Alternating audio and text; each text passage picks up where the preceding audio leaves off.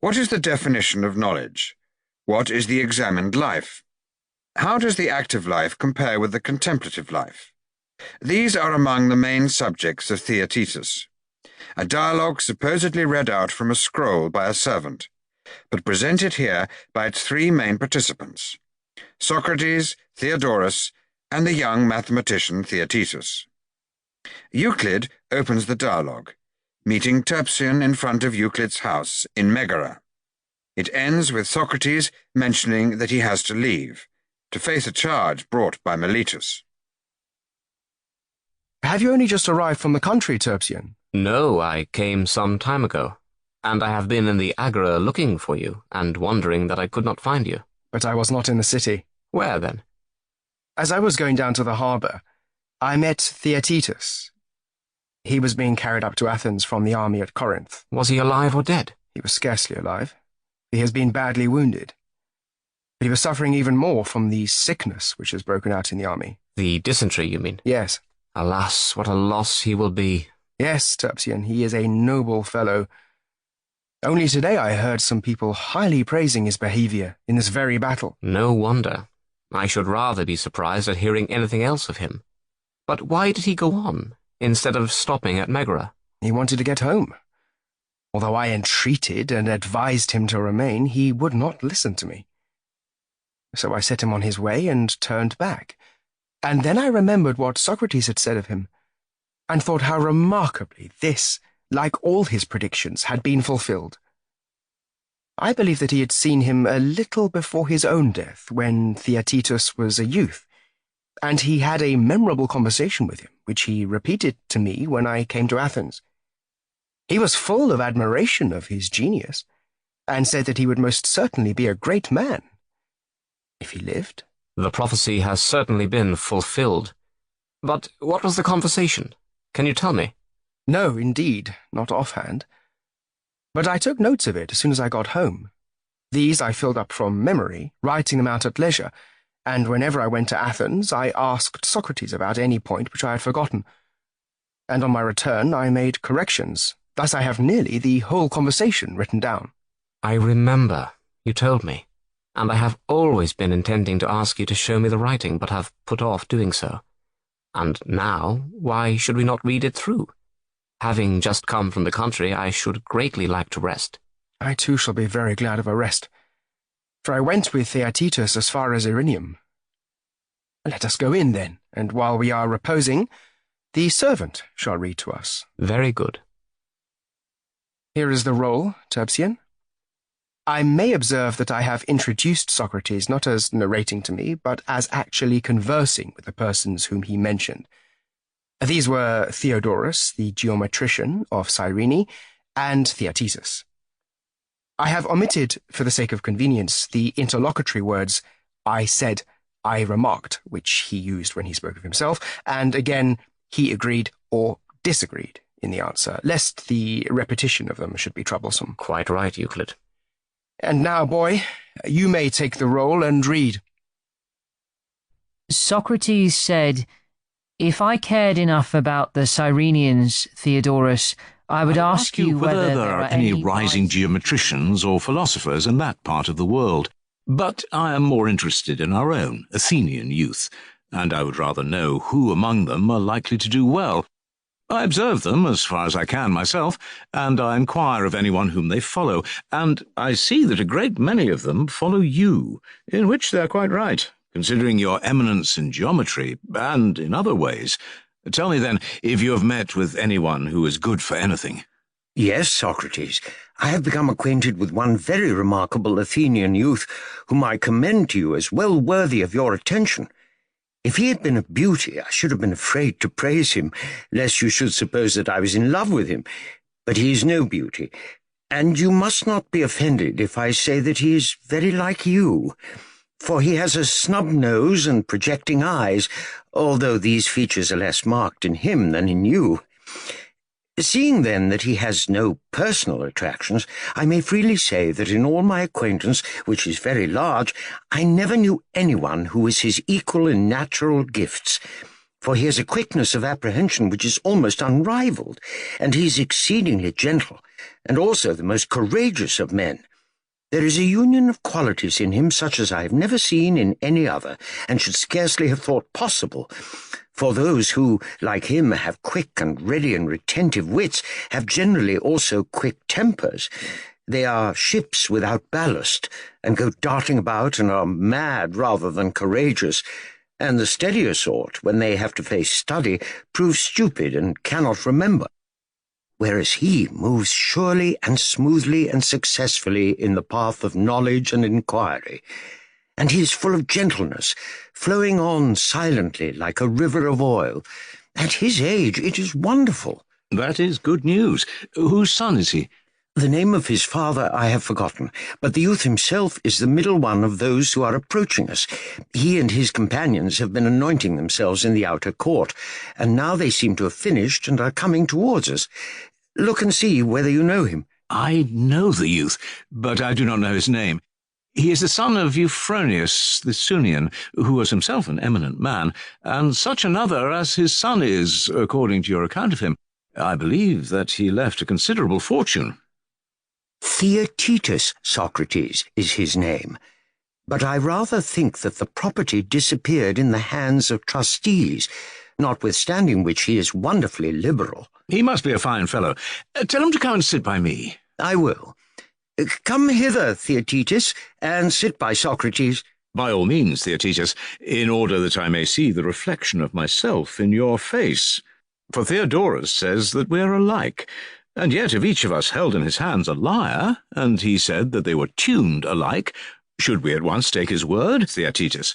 Or should we ask whether he who said so was or was not a musician? We should ask. And if we found that he was, we should take his word, and if not, not. True. And if this supposed likeness of our faces is a matter of any interest to us, we should inquire whether he who says that we are alike is a painter or not. Certainly we should. And is Theodorus a painter? I never heard that he was. Is he a geometrician? Of course he is, Socrates. And is he an astronomer and calculator and musician, and in general an educated man? I think so. If then he remarks on a similarity in our persons, either by way of praise or blame, there is no particular reason why we should attend to him. I should say not. But if he praises the virtue or wisdom which are the mental endowments of either of us, then he who hears the praises will naturally desire to examine him who is praised, and he again should be willing to exhibit himself. Very true, Socrates. Then now is the time, my dear Theaetetus, for me to examine and for you to exhibit, since although Theodorus has praised many a citizen and stranger in my hearing, never did I hear him praise anyone as he has been praising you. I am glad to hear it, Socrates, but what if he was only in jest? Nay, Theodorus is not given to jesting, and I cannot allow you to retract your consent on any such pretence as that. If you do, he will have to swear to his words, and we are perfectly sure that no one will be found to impugn him. Do not be shy, then, but stand to your word. I suppose I must, if you wish it. In the first place, I should like to ask what you learn of Theodorus. Something of geometry, perhaps? Yes. And astronomy, and harmony, and calculation? I do my best. Yes, my boy, and so do I. And my desire is to learn of him, or of anybody who seems to understand these things. And I get on pretty well in general, but there is a little difficulty which I want you and the company to aid me in investigating. Will you answer me a question? Is not learning growing wiser about that which you learn? Of course. And by wisdom the wise are wise. Yes. And is that different in any way from knowledge? What? Wisdom. Are not men wise in that which they know? Certainly they are. Then wisdom and knowledge are the same? Yes. Herein lies the difficulty which I can never solve to my satisfaction. What is knowledge? Can we answer that question?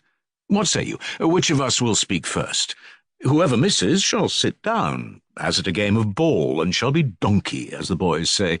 He who lasts out his competitors in the game without missing shall be our king, and shall have the right of putting to us any questions which he pleases. Why is there no reply? I hope, Theodorus, that I am not betrayed into rudeness by my love of conversation. I only want to make us talk and be friendly and sociable. The reverse of rudeness, Socrates. But I would rather that you would ask one of the young fellows, for the truth is that I'm unused to your game of question and answer, and I'm too old to learn. The young will be more suitable, and they will improve more than I shall, for youth is always able to improve. And so, having made a beginning with Theaetetus, I would advise you to go on with him and not let him off. Do you hear, Theaetetus, what Theodorus says? The philosopher, whom you would not like to disobey, and whose word ought to be a command to a young man, bids me interrogate you. Take courage, then, and nobly say what you think that knowledge is. Well, Socrates, I will answer as you and he bid me, and if I make a mistake, you will doubtless correct me. We will, if we can. Then, I think that the sciences, which I learned from Theodorus, geometry and those which you just now mentioned, are knowledge. And I would include the art of the cobbler and other craftsmen. These, each and all of them, are knowledge. Too much, Theaetetus, too much. The nobility and liberality of your nature make you give many and diverse things, when I am asking for one simple thing. What do you mean, Socrates? Perhaps nothing. I will endeavour, however, to explain what I believe to be my meaning. When you speak of cobbling, you mean the art or science of making shoes. Just so. And when you speak of carpentering, you mean the art of making wooden implements. I do. In both cases, you define the subject matter of each of the two arts. True. But that, Theaetetus, was not the point of my question. We wanted to know not the subjects, nor yet the number of the arts or sciences, for we were not going to count them, but we wanted to know the nature of knowledge in the abstract. Am I not right? Perfectly right. Let me offer an illustration. Suppose that a person were to ask about some very trivial and obvious thing, for example, what is clay?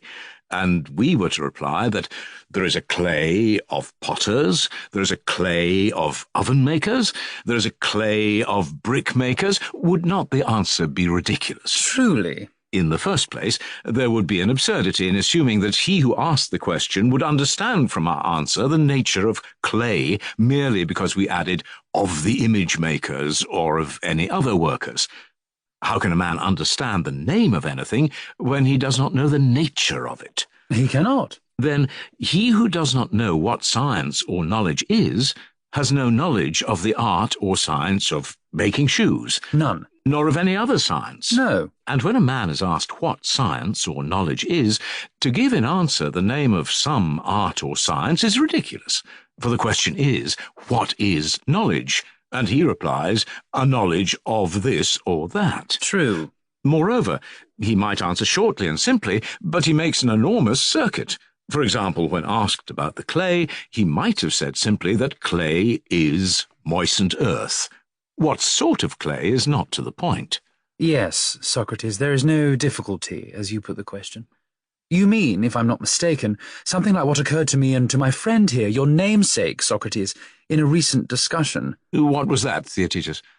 Theodorus was writing out for us something about roots, such as the roots of 3 or 5, showing that they are incommensurable by the unit. He selected other examples up to 17. There, he stopped.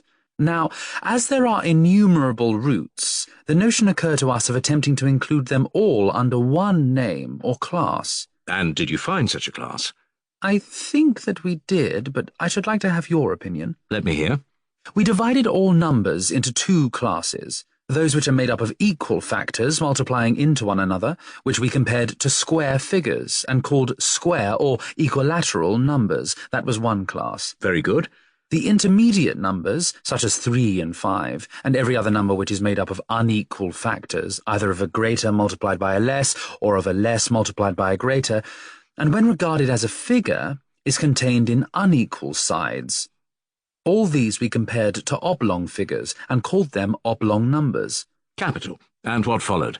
The lines, or sides, which have for their squares the equilateral plane numbers, were called by us lengths, or magnitudes, and the lines which are the roots of, or whose squares are equal to, the oblong numbers, were called powers, or roots, the reason of this latter name being that they are commensurable with the former, that is, with the so-called lengths or magnitudes, not in a linear measurement, but in the value of the superficial content of their squares, and the same about solids. Excellent, my boys. I think that you fully justify the praises of Theodorus, and that he will not be found guilty of false witness. But I am unable, Socrates, to give you a similar answer about knowledge, which is what you appear to want. And therefore, Theodorus is a deceiver, after all. Well, but if someone were to praise you for running, and to say that he never met your equal among boys, and afterwards you were beaten in a race by a grown-up man who was a great runner, would the praise be any the less true? Certainly not. And is the discovery of the nature of knowledge so small a matter, as just now said? Is it not one which would task the powers of men, perfect in every way? By heaven, they should be the top of all perfection. Well, then, be of good cheer. Do not say that Theodorus was mistaken about you, but do your best to ascertain the true nature of knowledge, as well as of other things. I am eager enough, Socrates, if that would bring to light the truth. Come, you made a good beginning just now. Let your own answer about roots be your model, and as you comprehend them all in one class, try and bring the many sorts of knowledge under one definition. I can assure you, Socrates, that I have tried very often, when the report of questions asked by you was brought to me.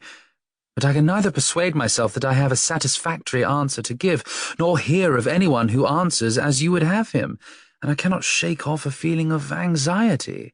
These are the pangs of labour, my dear Theaetetus. You have something within you which you are bringing to the birth.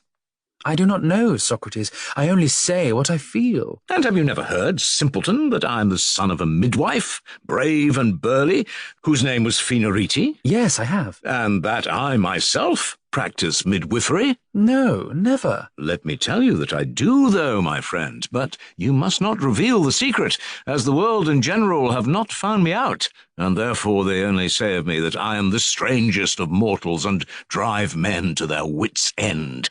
Did you ever hear that, too? Yes. Shall I tell you the reason? By all means. Bear in mind the whole business of the midwives, and then you will see my meaning better. No woman, as you are probably aware, who is still able to conceive and bear, attends other women, but only those who are past bearing. Yes, I know. The reason of this is said to be that Artemis, the goddess of childbirth, is not a mother, and she honours those who are like herself. But she could not allow the barren to be midwives, because human nature cannot know the mystery of an art without experience, and therefore she assigned this office to those who are too old to bear. I dare say. And I dare say, too, or rather I am absolutely certain, that the midwives know better than others who is pregnant and who is not. Very true. And by the use of potions and incantations, they are able to arouse the pangs and to soothe them at will. They can make those bear who have a difficulty in bearing, and if they think fit, they can smother the embryo in the womb. They can. Did you ever remark that they are also most cunning matchmakers, and have a thorough knowledge of what unions are likely to produce a brave brood? No, never. Then let me tell you that this is their greatest pride, more than cutting the umbilical cord. And if you reflect, you will see that the same art which cultivates and gathers in the fruits of the earth will be most likely to know in what soils the several plants or seeds should be deposited. Yes, the same art. And do you suppose that with women the case is otherwise? I should think not. Certainly not. But midwives are respectable women who have a character to lose, and they avoid this department of their profession because they are afraid of being called procuresses, which is a name given to those who join together man and woman in an unlawful and unscientific way. And yet the true midwife is also the true and only matchmaker. Clearly. Such are the midwives, whose task is a very important one, but not so important as mine. For women do not bring into the world at one time real children, and at another time counterfeits, which are with difficulty distinguished from them.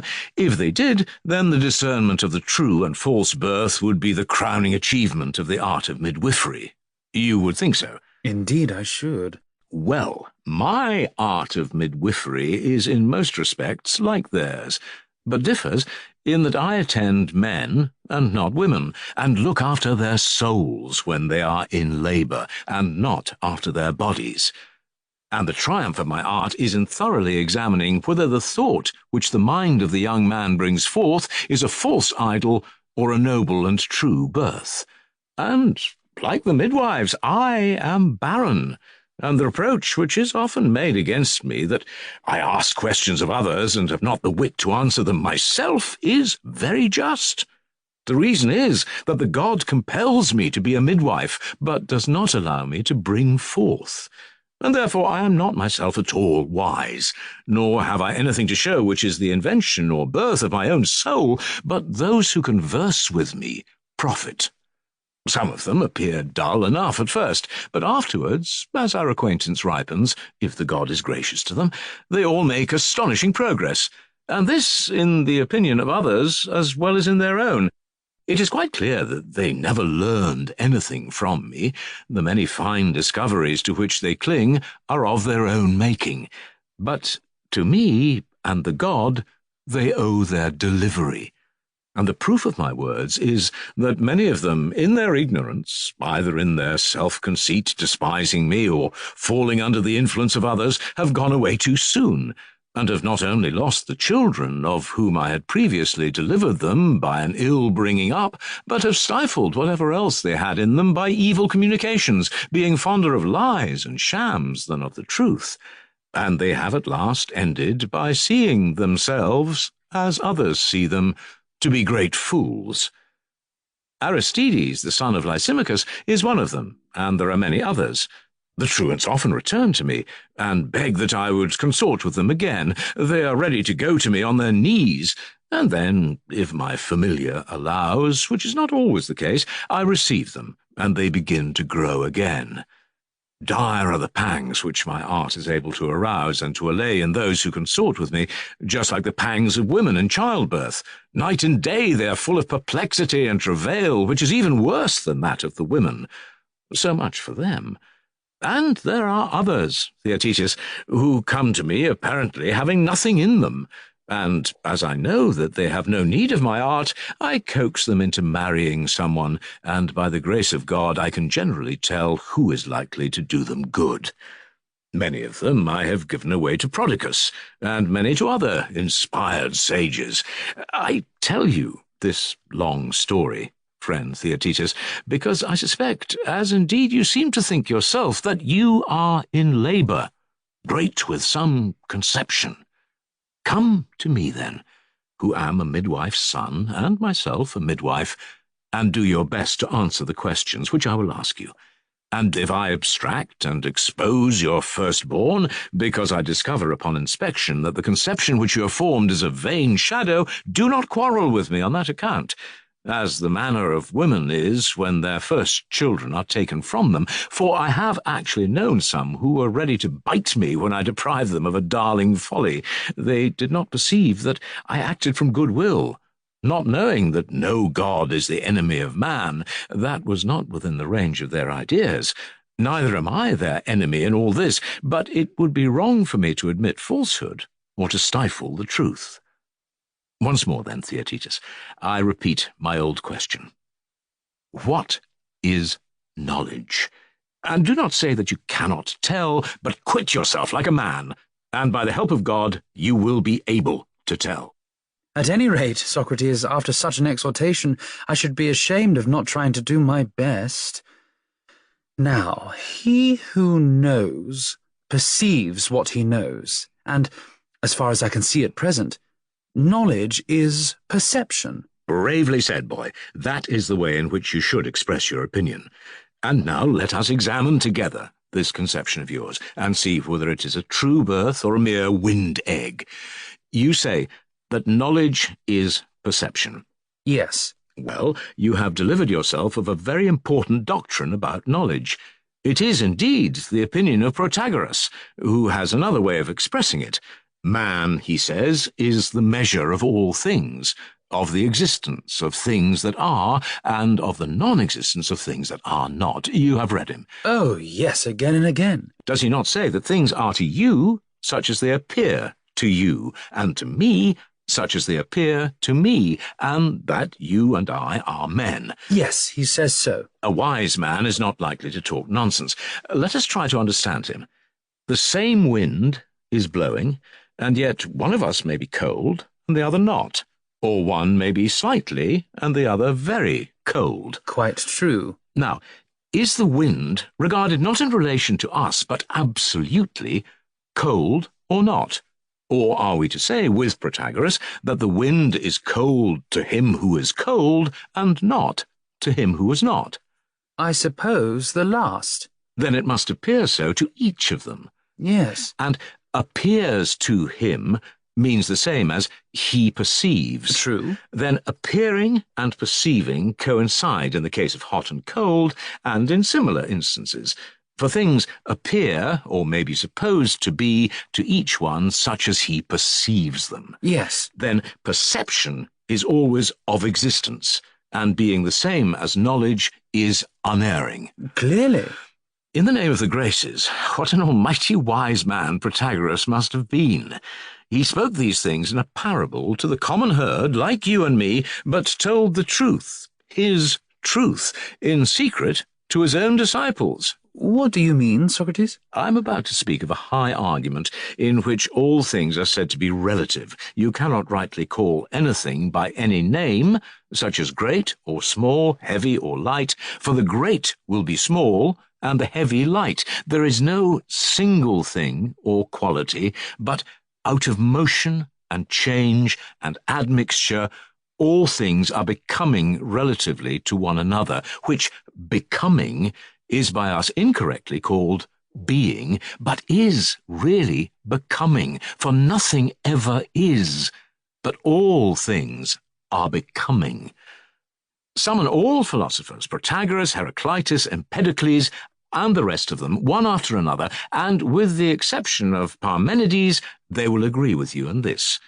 Summon the great masters of either kind of poetry, Epicharmus, the Prince of Comedy, and Homer of tragedy, when the latter sings of ocean whence sprang the gods, and Mother Tethys, does he not mean that all things are the offspring of flux and motion? I think so. And who could take up arms against such a great army, having Homer for its general, and not appear ridiculous? Who indeed, Socrates? Yes, Theaetetus, and there are plenty of other proofs which will show that motion is the source of what is called being and becoming, and inactivity of not being and destruction.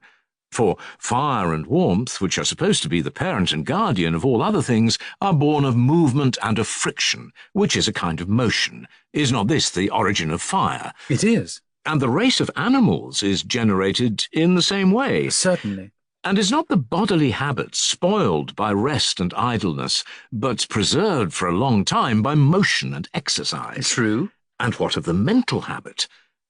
Is not the soul informed and improved and preserved by study and attention, which are motions, but when at rest, which in the soul only means want of attention and study, is uninformed and speedily forgets whatever she has learned? True. Then motion is a good, and rest an evil to the soul as well as to the body. Clearly. I may add that breathless calm, stillness, and the like waste and impair, while wind and storm preserve.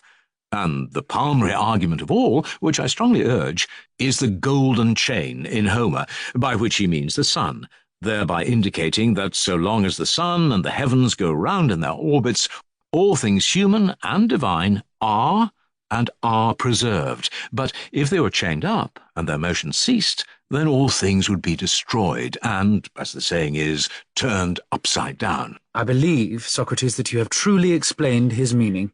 Then, now apply his doctrine to perception, my good friend, and first of all to vision. That which you call white colour is not in your eyes, and is not a distinct thing which exists out of them, and you must not assign any place to it, for if it had position, it would be and be at rest, and there would be no process of becoming.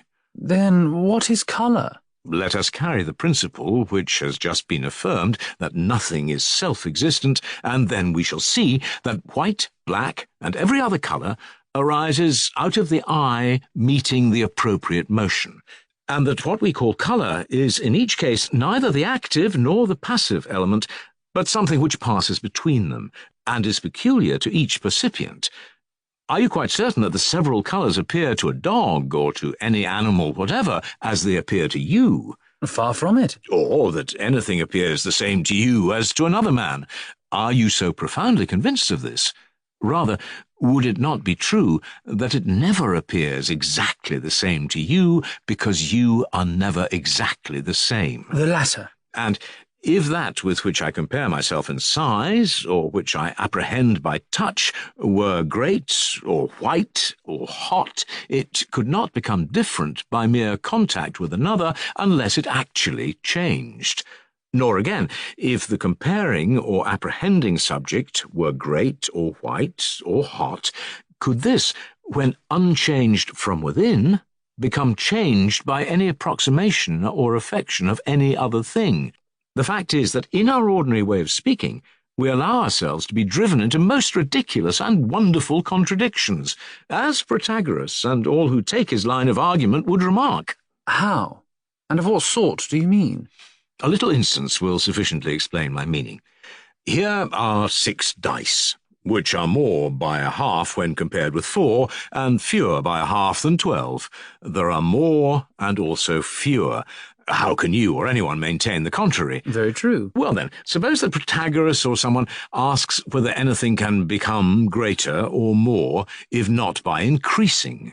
How would you answer him, Theaetetus? I should say no, Socrates, if I were to speak my mind in reference to this last question, and if I were not afraid of contradicting my former answer. Capital. Excellent. Spoken like an oracle, my boy. And if you reply yes, there will be a case for Euripides, for our tongue will be unconvinced, but not our mind. Very true. The thoroughbred sophists, who know all that can be known about the mind, and argue only out of the superfluity of their wits, would have had a regular sparring match over this, and would have knocked their arguments together finely. But you and I, who have no professional aims, only desire to see what is the mutual relation of these principles, whether they are consistent with each or not. Yes, that would be my desire. And mine too. But since this is our feeling, and there is plenty of time, why should we not calmly and patiently review our own thoughts, and thoroughly examine and see what these appearances in us really are? If I'm not mistaken, they will be described by us as follows.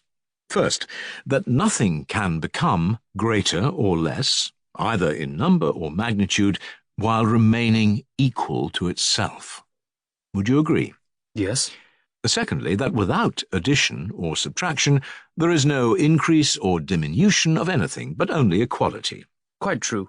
Thirdly, that what was not before cannot be afterwards without becoming and having become. Yes, truly. These 3 axioms, if I'm not mistaken, are fighting with one another in our minds in the case of the dice, or again in such a case as this.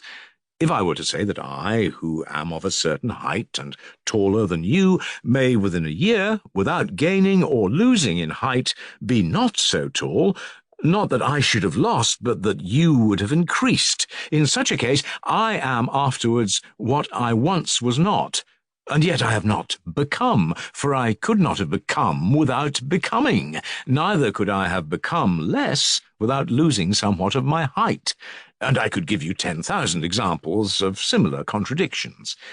If we admit them at all, I believe that you follow me, Theaetetus, for I suspect that you have thought of these questions before now. Yes, Socrates, and I'm amazed when I think of them. By the gods I am. And I want to know what on earth they mean. And there are times when my head quite swims with the contemplation of them. I see, my dear Theaetetus, that Theodorus had a true insight into your nature when he said that you were a philosopher. For wonder is the feeling of a philosopher, and philosophy begins in wonder.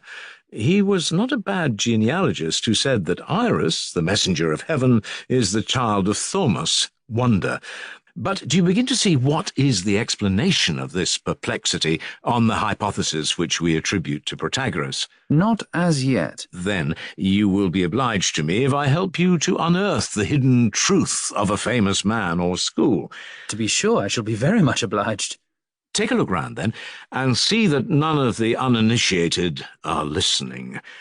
Now, by the uninitiated, I mean the people who believe in nothing but what they can grasp in their hands, and who will not allow that action or generation or anything invisible can have real existence. Yes, indeed, Socrates, they are very hard and impenetrable mortals. Yes, my boy, outer barbarians. Far more ingenious are the brethren whose mysteries I'm about to reveal to you.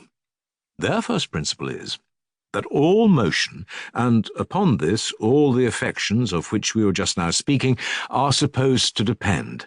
There is nothing but motion, which has two forms, one active and the other passive, both in endless number, and out of the union and friction of them there is generated a progeny endless in number, having two forms, sense and the object of sense, which are ever breaking forth and coming to the birth at the same moment.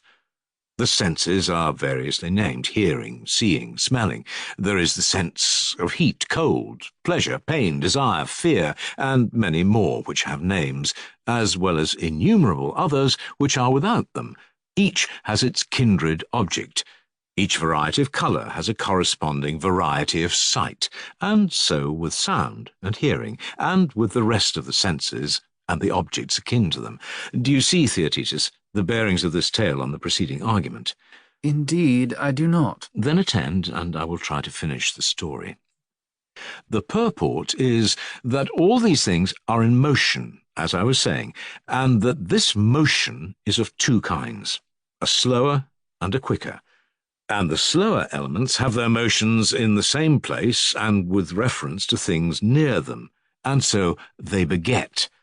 But what is begotten is swifter, for it is carried to and fro, and moves from place to place. Apply this to sense. When the eye and the appropriate object meet together and give birth to whiteness and the sensation co-natural with it, which could not have been given by either of them going elsewhere, then, while the sight is flowing from the eye, whiteness proceeds from the object, which combines in producing the colour. And so the eye is fulfilled with sight, and really sees, and becomes not sight, but a seeing eye. And the object which combined to form the colour is fulfilled with whiteness, and becomes not whiteness, but a white thing, whether wood or stone or whatever the object may be, which happens to be coloured white. And this is true of all sensible objects, hard, warm, and the like, which are similarly to be regarded, as I was saying before, not as having any absolute existence, but as being all of them of whatever kind generated by motion in their intercourse with one another.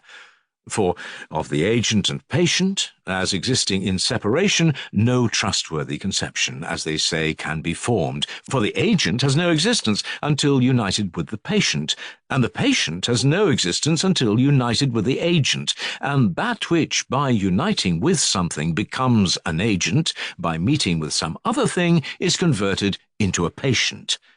And from all these considerations, as I said at first, there arises a general reflection, that there is no one self-existent thing, but everything is becoming and in relation, and being must be altogether abolished, although from habit and ignorance we are compelled, even in this discussion, to retain the use of the term.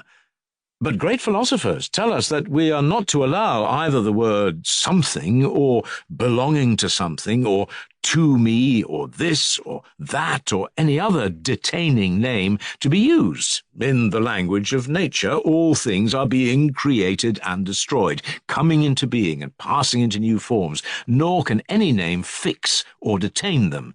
He who attempts to fix them is easily refuted, and this should be the way of speaking, not only of particulars, but of aggregates, such aggregates as are expressed in the word man, or stone, or any other name of an animal or of a class. O Theaetetus, are not these speculations sweet as honey, and do you not like the taste of them in the mouth? I do not know what to say, Socrates, for indeed I cannot make out whether you are giving your own opinion, or only wanting to draw me out. You forget, my friend, that I neither know nor profess to know anything of these matters. You are the person who is in labour. I am the barren midwife, and this is why I soothe you and offer you one good thing after another, that you may taste them. and I hope that I may at last help to bring your own opinion into the light of day. When this has been accomplished, then we will determine whether what you have brought forth is only a wind egg or a real and genuine birth. Therefore, keep up your spirits and answer like a man what you think. Ask me. Then once more, is it your opinion that nothing is but what becomes, the good and the noble as well as all the other things which we were just now mentioning? When I hear you discoursing in this style, I think that there is a great deal in what you say, and I am very ready to assent. Let us not leave the argument unfinished, then, for there still remains to be considered an objection which may be raised about dreams and diseases, in particular about madness and the various illusions of hearing and sight, or of other senses. For you know that in all these cases the esse percipi theory appears to be unmistakably refuted, since in dreams and illusions we certainly have false perceptions, and far from saying that everything is which appears, we should rather say that nothing is which appears. Very true, Socrates. But then, my boy, how can anyone contend that knowledge is perception, or that to every man what appears is? I am afraid to say, Socrates, that I have nothing to answer, because you rebuked me just now for making this excuse. But I certainly cannot undertake to argue that madmen or dreamers think truly when they imagine, some of them, that they are gods and others that they can fly and are flying in their sleep. Do you see another question which can be raised about these phenomena, notably about dreaming and waking? What question? A question which I think that you must often have heard persons ask. How can you determine whether at this moment we are sleeping and all our thoughts are a dream, or whether we are awake and talking to one another in the waking state? Indeed, Socrates, I do not know how to prove the one any more than the other, for in both cases the facts precisely correspond. And there is no difficulty in supposing that during all this discussion we have been talking to one another in a dream. And when in a dream we seem to be narrating dreams. The resemblance of the two states is quite astonishing. You see, then, that a doubt about the reality of sense is easily raised, since there may even be a doubt whether we are awake or in a dream, and as our time is equally divided between sleeping and waking, in either sphere of existence the soul contends that the thoughts which are present to our minds at the time are true, and during one half of our lives we affirm the truth of the one, and during the other half of the other, and are equally confident of both. Most true. And may not the same be said of madness and other disorders? The difference is only that the times are not equal. Certainly. And is truth or falsehood to be determined by duration of time? That would be in many ways ridiculous. But can you certainly determine by any other means which of these opinions is true? I do not think that I can. Listen then to a statement of the other side of the argument, which is made by the champions of appearance. They would say, as I imagine, can that which is wholly other than something have the same quality as that from which it differs? And observe, Theaetetus, that the word other means not partially, but wholly other. Certainly, putting the question as you do, that which is wholly other cannot either potentially or in any other way be the same. And must therefore be admitted to be unlike. True. If then anything happens to become like or unlike itself or another, when it becomes like, we call it the same, when unlike, other. Certainly. Were we not saying that there are agents, many and infinite, and patients, many and infinite? Yes. And also that different combinations will produce results which are not the same, but different? Certainly. Let us take you and me, or anything as an example. There is Socrates in health and Socrates sick. Are they like or unlike?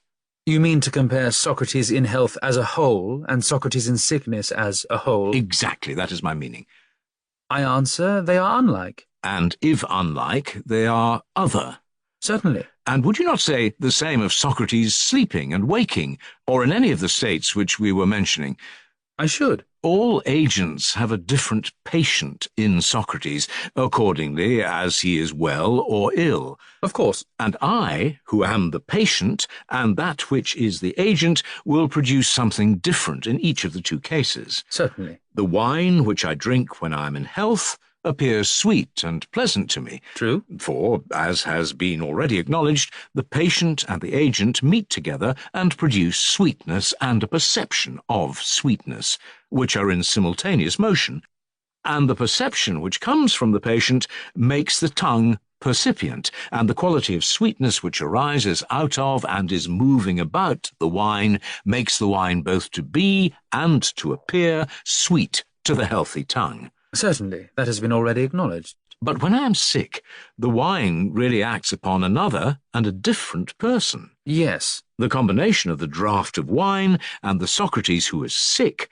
produces quite another result, which is the sensation of bitterness in the tongue, and the motion and creation of bitterness in and about the wine, which becomes not bitterness, but something bitter, as I myself become not perception, but percipient. True. There is no other object of which I shall ever have the same perception, for another object would give another perception, and would make the percipient other and different.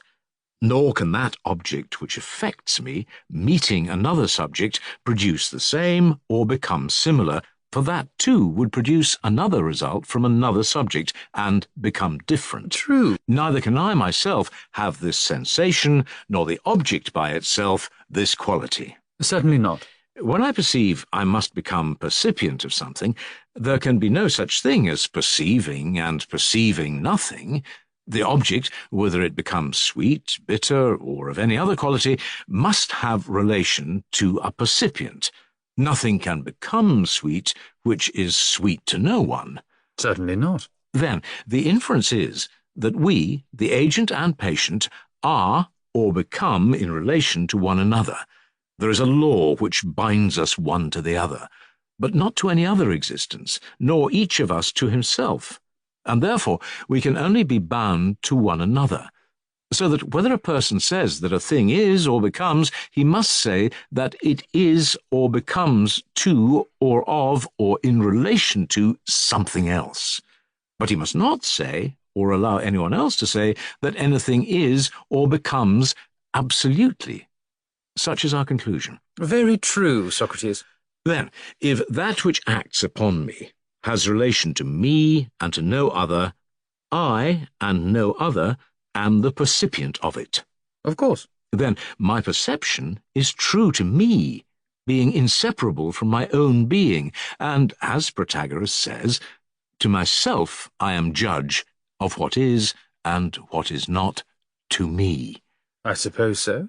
How then, if I never err, and if my mind never trips in the conception of being or becoming, can I fail of knowing that which I perceive?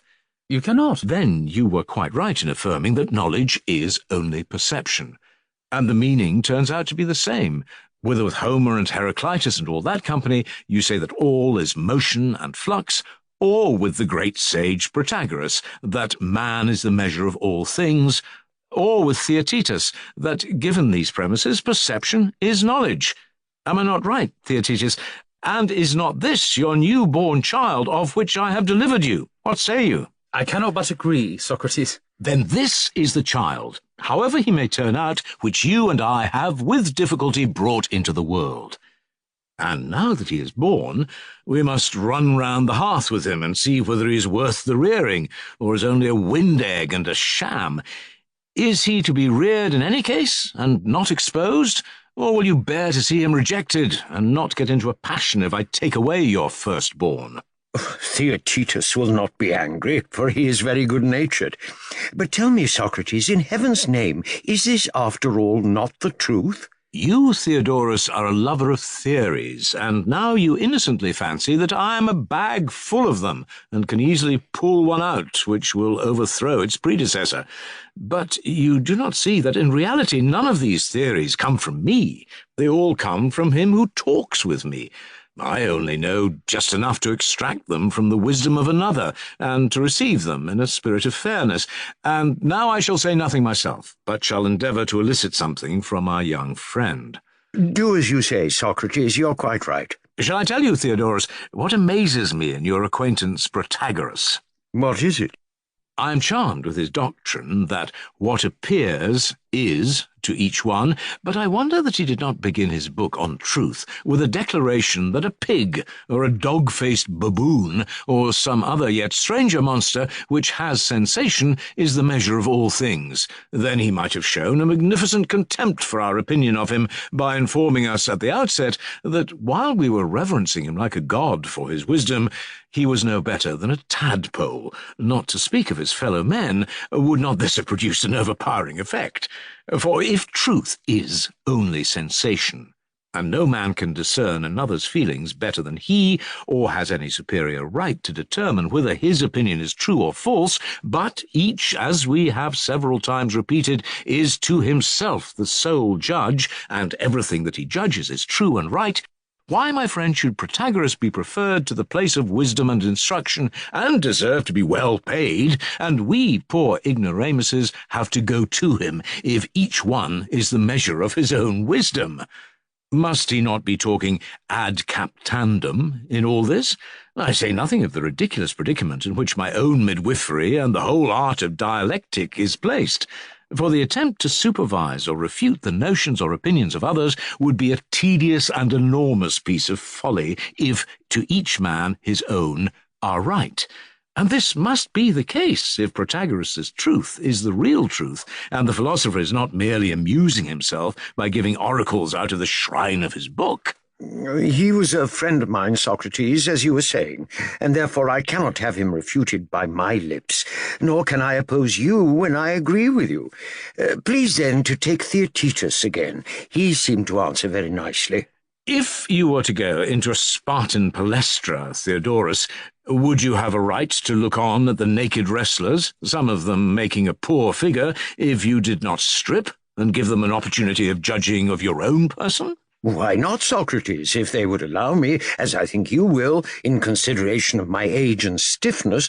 Let some more supple youth try fall with you, and do not drag me into the gymnasium. Your will is my will, Theodorus, as the proverbial philosophers say, and therefore I will return to the sage Theaetetus. Tell me, Theaetetus, in reference to what I was saying, are you not lost in wonder, like myself, when you find that all of a sudden you are raised to the level of the wisest of men, or indeed of the gods? For you would assume the measure of Protagoras to apply to the gods as well as men. Certainly I should, and I confess to you that I am lost in wonder. At first hearing, I was quite satisfied with the doctrine that whatever appears is to each one, but now the face of things has changed. Why, my dear boy, you're young, and therefore your ear is quickly caught and your mind influenced by popular arguments.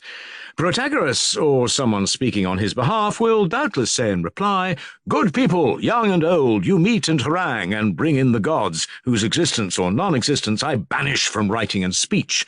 Or you talk about the reason of man being degraded to the level of the brutes, which is a telling argument with a multitude, but not one word of proof or demonstration do you offer. All is probability with you, and yet surely you and Theodorus had better reflect whether you are disposed to admit of probability in figures of speech in matters of such importance. He, or any other mathematician who argued from probabilities and likelihoods in geometry, would not be worth an ace. But neither you nor we, Socrates, would be satisfied with such arguments. Then you and Theodorus mean to say that we must look at the matter in some other way. Yes, in quite another way. And the way will be to ask whether perception is or is not the same as knowledge. For this was the real point of our argument, and with a view to this we raised, did we not, these many strange questions. Certainly. Shall we say that we know everything which we see and hear? For example, shall we say that, not having learned, we do not hear the language of foreigners when they speak to us? Or shall we say that we not only hear, but know what they are saying? Or again, if we see letters which we do not understand, shall we say that we do not see them? Or shall we aver that, seeing them, we must know them? We shall say, Socrates, that we know what we actually see and hear of them, that is to say, we see and know the figure and colour of the letters, and we hear and know the elevation or depression of the sound of them, but we do not perceive by sight and hearing or know that which grammarians and interpreters teach about them. Capital, Theaetetus, and about this there shall be no dispute, because I want you to grow. But there is another difficulty coming, which you will also have to repulse. What is it? Someone will say, can a man who has ever known anything, and still has and preserves a memory of that which he knows, not know that which he remembers at the time when he remembers? I have, I fear, a tedious way of putting a simple question, which is only whether a man who has learned and remembers can fail to know. Impossible, Socrates. The supposition is monstrous. Am I talking nonsense, then? Think. Is not seeing perceiving, and is not sight perception? True. And if our recent definition holds, every man knows that which he has seen. Yes. And you would admit that there is such a thing as memory. Yes. And is memory of something or of nothing? Of something, surely. Of things learned and perceived, that is. Certainly. Often a man remembers that which he has seen. True. And if he closed his eyes, would he forget? Who, Socrates, would dare to say so? But we must say so, if the previous argument is to be maintained. What do you mean? I'm not quite sure that I understand you, though I have a strong suspicion that you are right. As thus, he who sees knows, as we say, that which he sees. For perception and sight and knowledge are admitted to be the same. Certainly. But he who saw and has knowledge of that which he saw remembers, when he closes his eyes, that which he no longer sees. True. And seeing is knowing, and therefore not seeing is not knowing. Very true. Then the inference is that a man may have attained the knowledge of something which he may remember and yet not know, because he does not see, and this has been affirmed by us to be a monstrous supposition. Most true. Thus, then, the assertion that knowledge and perception are one involves a manifest impossibility. Yes. Then they must be distinguished. I suppose that they must. Once more we shall have to begin and ask, what is knowledge? And yet, Theaetetus, what are we going to do? About what? Like a good-for-nothing cock, without having won the victory, we walk away from the argument and crow. How do you mean? After the manner of disputers, we were satisfied with mere verbal consistency, and were well pleased if in this way we could gain an advantage. Although professing not to be mere euristics, but philosophers, I suspect that we have unconsciously fallen into the error of that ingenious class of persons. I do not, as yet, understand you. Then I will try to explain myself. Just now we asked the question whether a man who had learned and remembered could fail to know, and we showed that a person who had seen might remember when he had his eyes shut and could not see, and then he would at the same time remember and not know. But this was an impossibility, and so the Protagorean fable came to naught, and yours also, who maintained that knowledge is the same as perception. True. And yet, my friend, I rather suspect that the result would have been different if Protagoras, who was the father of the first of the two brats, had been alive. He would have had a great deal to say on their behalf, but he is dead, and we insult over his orphan child, and even the guardians whom he left, and of whom our friend Theodorus is one, are unwilling to give any help, and therefore I suppose that I must take up his cause myself and see justice done. Not I, Socrates, but rather Callias, the son of Hipponicus, is guardian of his orphans. I was too soon diverted from the abstractions of dialectic to geometry. Nevertheless, I shall be grateful to you if you assist him. Very good, Theodorus. You shall see how I will come to the rescue. If a person does not attend to the meaning of terms as they are commonly used in argument, he may be involved even in greater paradoxes than these. Shall I explain this matter to you or to Theaetetus? To both of us, and let the younger answer. He will incur less disgrace if he is discomfited. Then now let me ask the awful question, which is this. Can a man know and also not know that which he knows? How shall we answer, Theaetetus? He cannot, I should say. He can, if you maintain that seeing is knowing. When you are imprisoned in a well, as the saying is, and the self-assured adversary closes one of your eyes with his hand and asks whether you can see his cloak with the eye which he has closed, how will you answer the inevitable man? I should answer not with that eye, but with the other. Then you see and do not see the same thing at the same time. Yes, in a certain sense. None of that, he will reply. I do not ask or bid you answer in what sense you know, but only whether you know that which you do not know. You have been proved to see that which you do not see, and you have already admitted that seeing is knowing, and that not seeing is not knowing. I leave you to draw the inference. Yes, the inference is the contradictory of my assertion. Yes, my marvel, and there might have been yet worse things in store for you if an opponent had gone on to ask whether you can have a sharp and also a dull knowledge, and whether you can know near but not at a distance, or know the same thing with more or less intensity, and so on without end. Such questions might have been put to you by a light-armed mercenary who argued for pay. He would have lain in wait for you, and when you took up the position that sense is knowledge, he would have made an assault upon hearing, smelling, and the other senses. He would have shown you no mercy, and while you were lost in envy and admiration of his wisdom, he would have got you into his net, out of which you would not have escaped until you had come to an understanding about the sum to be paid for your release. Well, you ask, and how will Protagoras reinforce his position? Shall I answer for him? By all means. He will repeat all those things which we have been urging on his behalf, and then he will close with us in disdain and say, "The worthy Socrates asked a little boy whether the same man could remember and not know the same thing, and the boy said no, because he was frightened and could not see what was coming, and then Socrates made fun of poor me. The truth is, O slatternly Socrates, that when you ask questions about any assertion of mine, and the person asked is found tripping, if he has answered as I should have answered, then I am refuted. But if he answers something else, then he is refuted, and not I.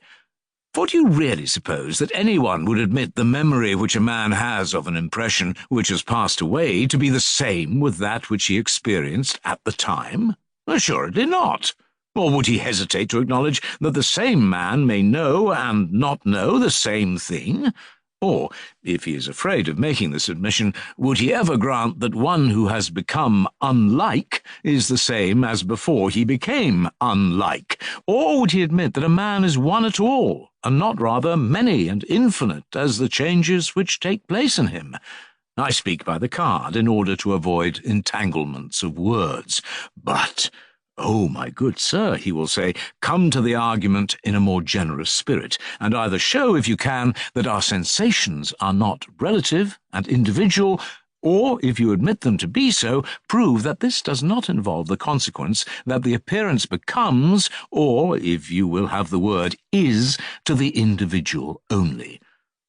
As to your talk about pigs and baboons, you are yourself behaving like a pig, and you teach your hearers to make sport of my writings in the same ignorant manner, but this is not to your credit. For I declare that the truth is as I have written, and that each of us is a measure of existence and of non-existence. Yet one man may be 1,000 times better than another, in proportion as different things are and appear to him, and I am far from saying that wisdom and the wise man have no existence, but I say that the wise man is he who makes the evils which appear and are to a man into goods which are and appear to him. And I would beg you not to press my words in the letter, but to take the meaning of them as I will explain them. Remember what has been already said, that to the sick man his food appears to be and is bitter, and to the man in health the opposite of bitter.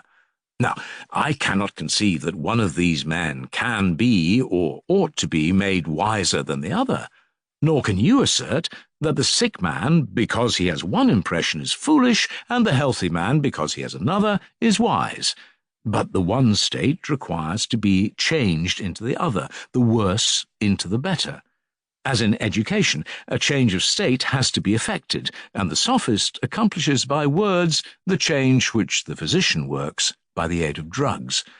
Not that anyone ever made another think truly who previously thought falsely, for no one can think what is not, or think anything different from that which he feels, and this is also true.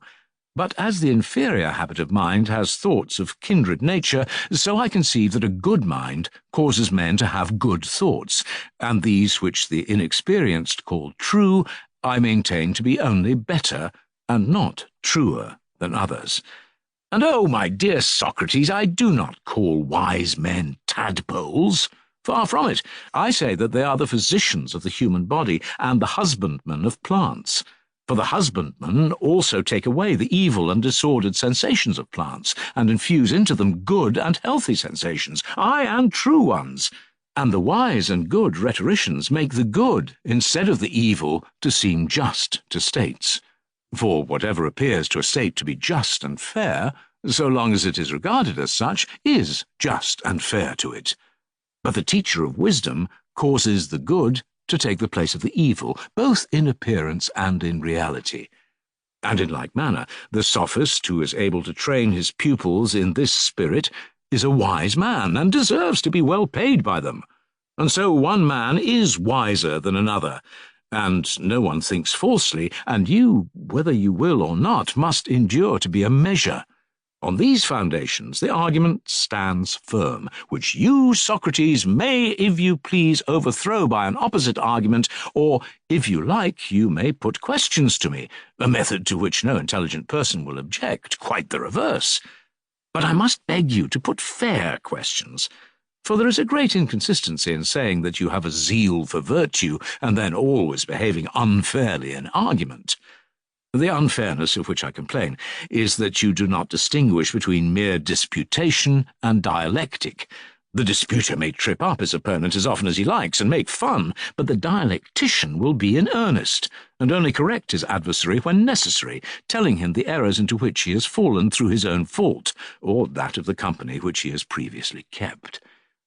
If you do so, your adversary will lay the blame of his own confusion and perplexity on himself, and not on you. He will follow and love you, and will hate himself, and escape from himself into philosophy, in order that he may become different from what he was. But the other mode of arguing, which is practiced by the many, will have just the opposite effect on him, and as he grows older, instead of turning philosopher, he will come to hate philosophy. I would recommend you, therefore, as I said before, not to encourage yourself in this polemical and controversial temper, but to find out in a friendly and congenial spirit what we really mean when we say that all things are in motion, and that to every individual and state what appears is. In this manner you will consider whether knowledge and sensation are the same or different, but you will not argue, as you were just now doing, from the customary use of names and words, which the vulgar pervert in all sorts of ways, causing infinite perplexity to one another. Such, Theodorus, is the very slight help which I am able to offer to your old friend. Had he been living, he would have helped himself in a far more gloriose style. You are jesting, Socrates. Indeed, your defence of him has been most valorous. Thank you, my friend, and I hope that you observe Protagoras bidding us be serious, as the text, "Man is the measure of all things," was a solemn one, and he reproached us with making a boy the medium of discourse, and said that the boy's timidity was made to tell against his argument. He also declared that we made a joke of him. How could I fail to observe all that, Socrates? Well, and shall we do as he says? By all means. But if his wishes are to be regarded, you and I must take up the argument, and in all seriousness, and ask and answer one another, for you see that the rest of us are nothing but boys. In no other way can we escape the imputation that, in our fresh analysis of his thesis, we are making fun with boys. Well, but is not Theaetetus better able to follow a philosophical inquiry than a great many men who have long beards? Yes, Theodorus, but not better than you. And therefore please not to imagine that I am to defend by every means in my power your departed friend, and that you are to defend nothing and nobody. At any rate, my good man, do not sheer off until we know whether you are a true measure of diagrams, or whether all men are equally measures, and sufficient for themselves in astronomy and geometry, and the other branches of knowledge in which you are supposed to excel them. He who is sitting by you, Socrates, will not easily avoid being drawn into an argument. And when I said just now that you would excuse me and not, like the Spartans, compel me to strip and fight, I was talking nonsense. I should rather compare you to Sciron, who threw travellers from the rocks. For the Spartans' rule is strip or depart. But you seem to go about your work more after the fashion of Antaeus. You will not allow anyone who approaches you to depart until you have stripped him, and he has been compelled to try a fall with you in argument. There, Theodorus, you have hit off precisely the nature of my complaint.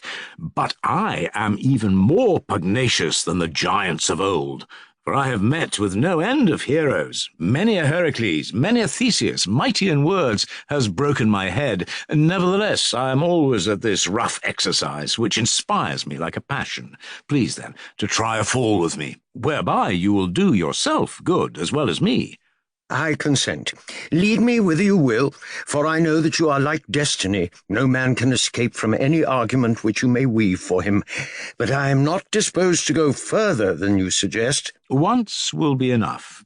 And now, take particular care that we do not again unwittingly expose ourselves to the reproach of talking childishly. I will do my best to avoid that error.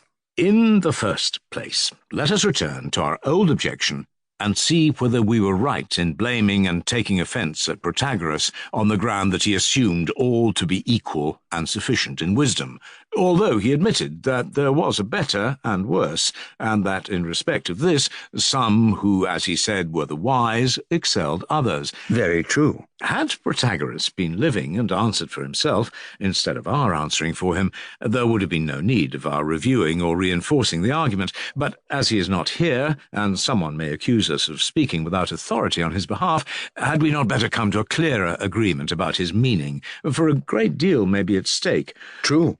Then let us obtain, not through any third person, but from his own statement, and in the fewest words possible, the basis of agreement. In what way? In this way. His words are, what seems to a man is to him. Yes, so he says. And are not we, Protagoras, uttering the opinion of man, or rather of all mankind, when we say that everyone thinks himself wiser than other men in some things, and their inferior in others? In the hour of danger, when they are in perils of war, or of the sea, or of sickness, do they not look up to their commanders as if they were gods, and expect salvation from them, only because they excel them in knowledge? Is not the world full of men in their several employments, who are looking for teachers and rulers of themselves and of the animals? And there are plenty who think that they are able to teach and able to rule. Now, in all this is implied that ignorance and wisdom exist among them, at least in their own opinion. Certainly. And wisdom is assumed by them to be true thought, and ignorance to be false opinion. Exactly. How then, Protagoras, would you have us treat the argument? Shall we say that the opinions of men are always true, or sometimes true and sometimes false? In either case, the result is the same, and their opinions are not always true, but sometimes true and sometimes false. For, tell me, Theodorus, do you suppose that you yourself, or any other follower of Protagoras, would contend that no one deems another ignorant or mistaken in his opinion? The thing is incredible, Socrates. And yet that absurdity is necessarily involved in the thesis which declares man to be the measure of all things. How so? Why, suppose that you determine in your own mind something to be true, and declare your opinion to me. Let us assume, as he argues, that this is true to you. Now, if so, you must either say that the rest of us are not the judges of this opinion or judgment of yours, or that we judge you always to have a true opinion. But are there not thousands upon thousands who, whenever you form a judgment, take up arms against you, and are of an opposite judgment and opinion, deeming that you judge falsely? Yes, indeed, Socrates. Thousands and tens of thousands, as Homer says, who give me a world of trouble. Well, but are we to assert that what you think is true to you and false to the 10,000 others? No other inference seems to be possible. And how about Protagoras himself? If neither he nor the multitude thought, as indeed they do not think, that man is the measure of all things, must it not follow that the truth of which Protagoras wrote would be true to no one? But if you suppose that he himself thought this, and that the multitude does not agree with him, you must begin by allowing that in whatever proportion the many are more than one, in that proportion his truth is more untrue than true. That would follow if the truth is supposed to vary with individual opinion. And the best of the joke is that he acknowledges the truth of their opinion who believe his own opinion to be false, for he admits that the opinions of all men are true. Certainly. And does he not allow that his own opinion is false, if he admits that the opinion of those who think him false is true? Of course. Whereas the other side do not admit that they speak falsely. They do not. And he, as may be inferred from his writings, agrees that this opinion is also true. Clearly. Then all mankind, beginning with Protagoras, will contend, or rather I should say that he will allow, when he concedes that his adversary has a true opinion, Protagoras, I say, will himself allow that neither a dog nor an ordinary man is the measure of anything which he has not learned. Am I not right? Yes. And the truth of Protagoras being doubted by all will be true neither to himself nor to anyone else. I think, Socrates, that we are running my old friend too hard. But I do not know that we are going beyond the truth. Doubtless, as he is older, he may be expected to be wiser than we are. And if he could only just get his head out of the world below, he would have overthrown both of us again and again, me for talking nonsense, and you for assenting to me, and have been off and underground in a trice. But as he is not within call, we must make the best use of our own faculties, such as they are, and speak out what appears to us to be true. And one thing, which no one will deny, is that there are great differences in the understandings of men. In that opinion, I quite agree. And is there not most likely to be firm ground in the distinction which we were indicating on behalf of Protagoras, viz., that most things, and all immediate sensations, such as hot, dry, sweet, are only such as they appear? If, however, difference of opinion is to be allowed at all, surely we must allow it in respect of health or disease, for every woman, child, or living creature has not such a knowledge of what conduces to health as to enable them to cure themselves. I quite agree. Or again in politics, while affirming that just and unjust, honourable and disgraceful, holy and unholy, are in reality to each state such as the state thinks and makes lawful, and that in determining these matters no individual or state is wiser than another, still the followers of Protagoras will not deny that in determining what is or is not expedient for the community, one state is wiser and one counsellor better than another. They will scarcely venture to maintain that what a city enacts in the belief that it is expedient will always be really expedient. But in the other case, I mean, when they speak of justice and injustice, piety and impiety, they are confident that in nature these have no existence or essence of their own. The truth is that which is agreed on at the time of the agreement, and as long as the agreement lasts, and this is the philosophy of many who do not altogether go along with Protagoras. Here arises a new question, Theodorus, which threatens to be more serious than the last. Well, Socrates, we have plenty of leisure. That is true, and your remark recalls to my mind an observation which I have often made, that those who have passed their days in the pursuit of philosophy are ridiculously at fault when they have to appear and speak in court. How natural is this?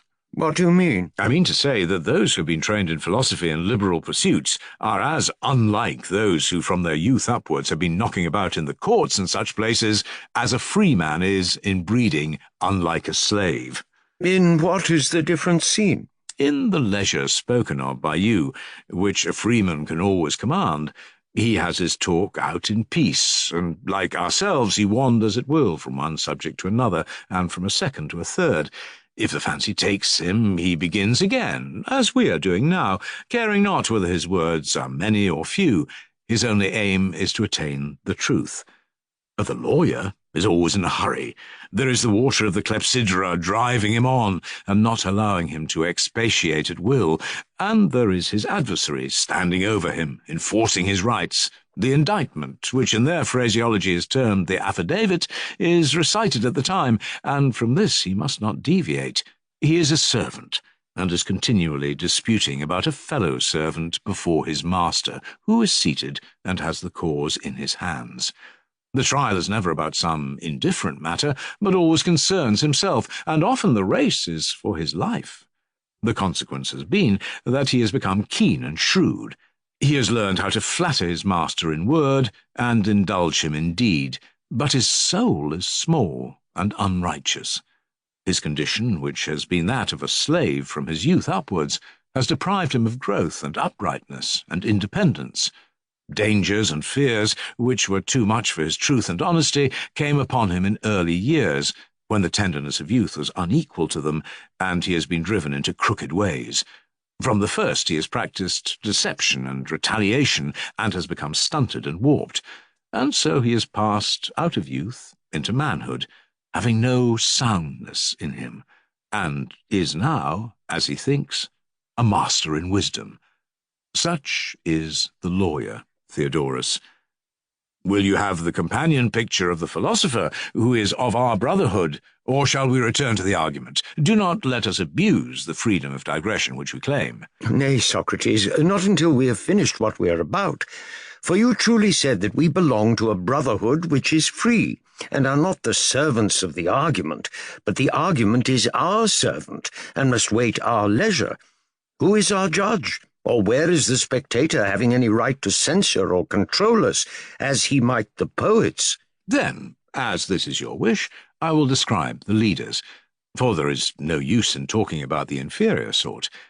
In the first place, the lords of philosophy have never, from their youth upwards, known their way to the agora, or the dicastery, or the council, or any other political assembly. They neither see nor hear the laws or decrees, as they are called, of the state written or recited. The eagerness of political societies in the attainment of offices, clubs and banquets and revels and singing maidens, do not enter even into their dreams. Whether any event has turned out well or ill in the city, what disgrace may have descended to anyone from his ancestors, male or female, are matters of which the philosopher no more knows than he can tell, as they say, how many pints are contained in the ocean. Neither is he conscious of his ignorance, for he does not hold aloof in order that he may gain a reputation, but the truth is that the outer form of him only is in the city. His mind, disdaining the littlenesses and nothingnesses of human things, is flying all abroad, as Pindar says, measuring earth and heaven and the things which are under and on the earth and above the heaven, interrogating the whole nature of each and all in their entirety, but not condescending to anything which is within reach. What do you mean, Socrates? I will illustrate my meaning, Theodorus, by the jest which the clever, witty Thracian handmaid is said to have made about Thales when he fell into a well as he was looking up at the stars. She said that he was so eager to know what was going on in heaven that he could not see what was before his feet. This is a jest which is equally applicable to all philosophers, for the philosopher is wholly unacquainted with his next-door neighbour. He is ignorant not only of what he is doing, but he hardly knows whether he is a man or an animal. He is searching into the essence of man, and busy in inquiring what belongs to such a nature to do or suffer different from any other. I think that you understand me, Theodorus. I do, and what you say is true.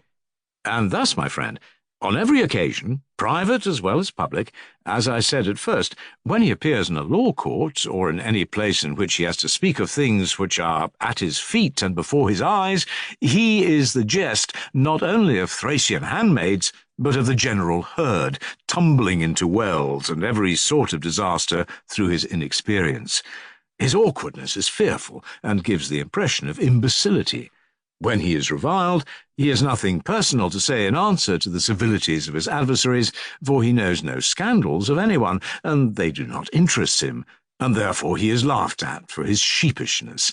And when others are being praised and glorified, in the simplicity of his heart he cannot help going into fits of laughter, so that he seems to be a downright idiot.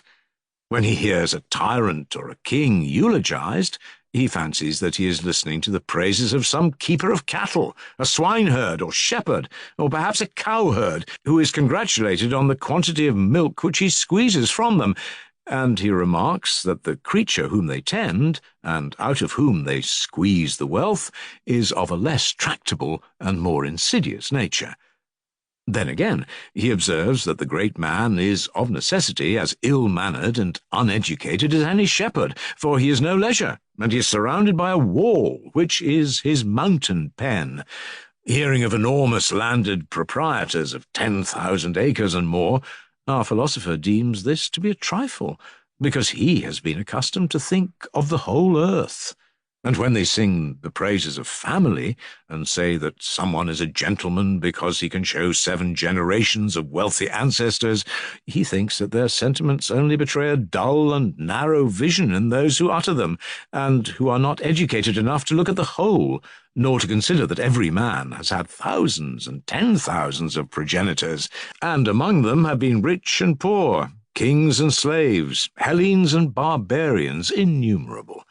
And when people pride themselves on having a pedigree of 25 ancestors, which goes back to Heracles, the son of Amphitryon, he cannot understand their poverty of ideas.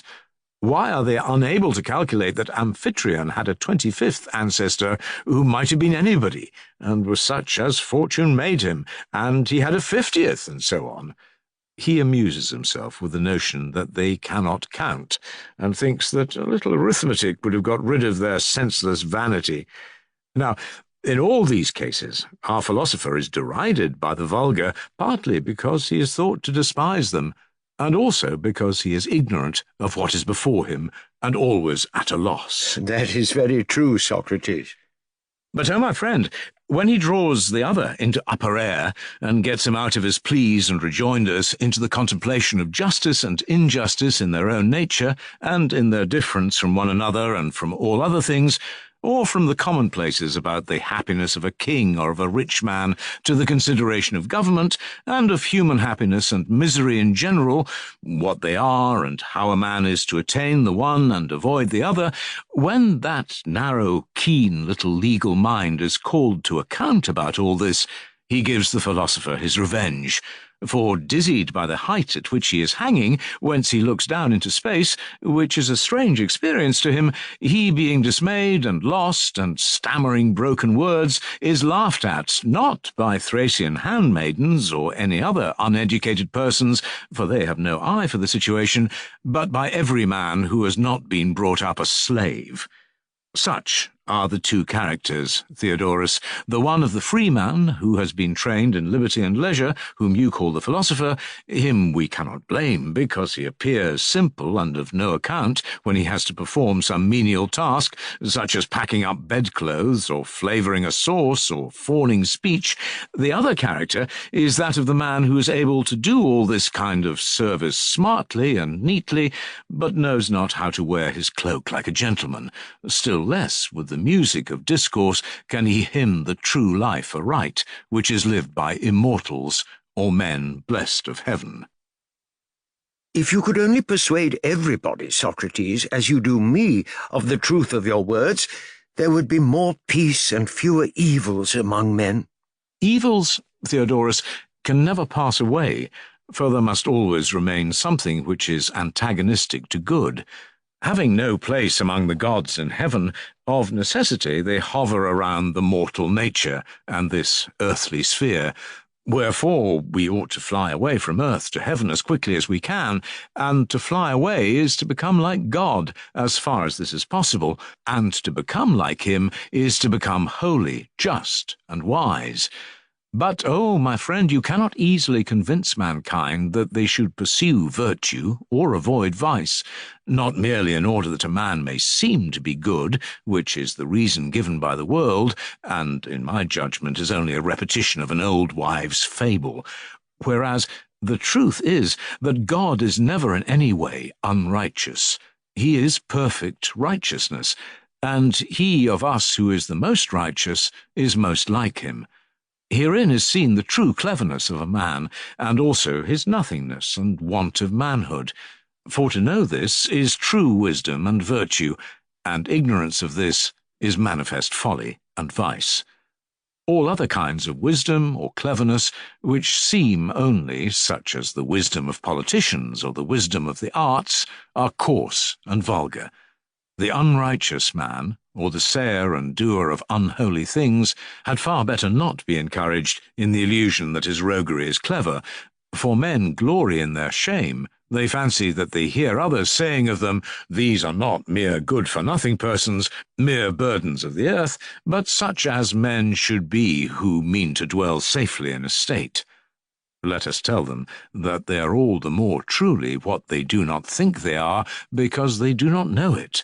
For they do not know the penalty of injustice, which above all things they ought to know, not stripes and death, as they suppose, which evil-doers often escape, but a penalty which cannot be escaped. What is that? There are two patterns eternally set before them, the one blessed and divine, the other godless and wretched, but they do not see them, or perceive that in their utter folly and infatuation they are growing like the one and unlike the other, by reason of their evil deeds. And the penalty is that they lead a life answering to the pattern which they are growing like. And if we tell them that unless they depart from their cunning, the place of innocence will not receive them after death, and that here on earth they will live ever in the likeness of their own evil selves, and with evil friends, when they hear this, they, in their superior cunning, will seem to be listening to the talk of idiots. Very true, Socrates. Too true, my friend, as I well know. There is, however, one peculiarity in their case. When they begin to reason in private about their dislike of philosophy, if they have the courage to hear the argument out, and do not run away, they grow at last strangely discontented with themselves. Their rhetoric fades away, and they become helpless as children. These, however, are digressions from which we must now desist, or they will overflow and drown the original argument, to which, if you please, we will now return. For my part, Socrates, I would rather have the digressions, for at my age I find them easier to follow. But if you wish, let us go back to the argument. Had we not reached the point at which the partisans of the perpetual flux, who say that things are as they seem to each one, were confidently maintaining that the ordinances which the state commanded and thought just were just to the state which imposed them while they were in force? This was especially asserted of justice, but as to the good, no one had any longer the hardihood to contend of any ordinances which the state thought and enacted to be good, that these, while they were in force, were really good.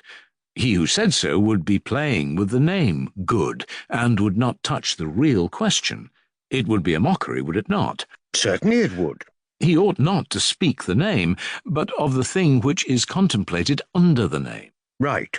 Whatever be the term used, the good, or expedient, is the aim of legislation, and, as far as she has an opinion, the state imposes all laws with a view to the greatest expediency. Can legislation have any other aim? Certainly not. But is the aim attained always? Do not mistakes often happen? Yes, I think that there are mistakes. The possibility of error will be more distinctly recognized if we put the question in reference to the whole class under which the good or expedient falls. That whole class has to do with the future, and laws are passed under the idea that they will be useful in after-time, which, in other words, is the future. Very true. Suppose now that we ask Protagoras, or one of his disciples, a question. "O Protagoras," we will say to him, "man is, as you declare, the measure of all things. White, heavy, light, of all such things he is the judge, for he is the criterion of them in himself, and when he thinks that things are such as he experiences them to be, he thinks what is and is true to himself. Is it not so?" Yes. And do you extend your doctrine, Protagoras, as we shall further say, to the future as well as to the present? And has he the criterion not only of what in his opinion is, but of what will be, and do things always happen to him as he expected? For example, take the case of heat. When an ordinary man thinks that he is going to have a fever, and that this kind of heat is coming on, and another person, who is a physician, thinks the contrary, whose opinion is likely to prove right? Or are they both right? He will have a heat and fever in his own judgment, and not have a fever in the physician's judgment. How ludicrous! And the vine-grower, if I am not mistaken, is a better judge of the sweetness or dryness of the vintage which is not yet gathered than the harp-player. Certainly. And in musical composition, the musician will know better than the training master what the training master himself will hereafter think harmonious or the reverse. Of course. And the cook will be a better judge than the guest, who is not a cook, of the pleasure to be derived from the dinner which is in preparation. For of present or past pleasure we are not as yet arguing, but we can say that everyone will be to himself the best judge of the pleasure which will seem to be and will be to him in the future. Nay, would you not, Protagoras, better guess which arguments in a court would convince any one of us than the ordinary man? Certainly, Socrates. He used to profess in the strongest manner that he was the superior of all men in this respect. To be sure, friend, who would have paid a large sum for the privilege of talking to him if he had really persuaded his visitors that neither a prophet nor any other man was better able to judge what will be and seem to be in the future than everyone could for himself? Who indeed? And legislation and expediency are all concerned with the future, and everyone will admit that states, in passing laws, must often fail of their highest interests. Quite true. Then we may fairly argue against your master, that he must admit one man to be wiser than another, and that the wiser is a measure. But I, who know nothing, am not at all obliged to accept the honour which the advocate of Protagoras was just now forcing upon me, whether I would or not, of being a measure of anything. That is the best refutation of him, Socrates, although he is also caught when he ascribes truth to the opinions of others who give the lie direct to his own opinion. There are many ways, Theodorus, in which the doctrine that every opinion of every man is true may be refuted. But there is more difficulty in proving that states of feeling which are present to a man, and out of which arise sensations and opinions in accordance with them, are also untrue. And very likely I have been talking nonsense about them, for they may be unassailable, and those who say that there is clear evidence of them, and that they are matters of knowledge, may probably be right, in which case our friend Theaetetus was not so far from the mark when he identified perception and knowledge. And therefore let us draw nearer, as the advocate of Protagoras desires, and give the truth of the universal flux a ring. Is the theory sound or not? At any rate, no small war is raging about it, and there are combination not a few.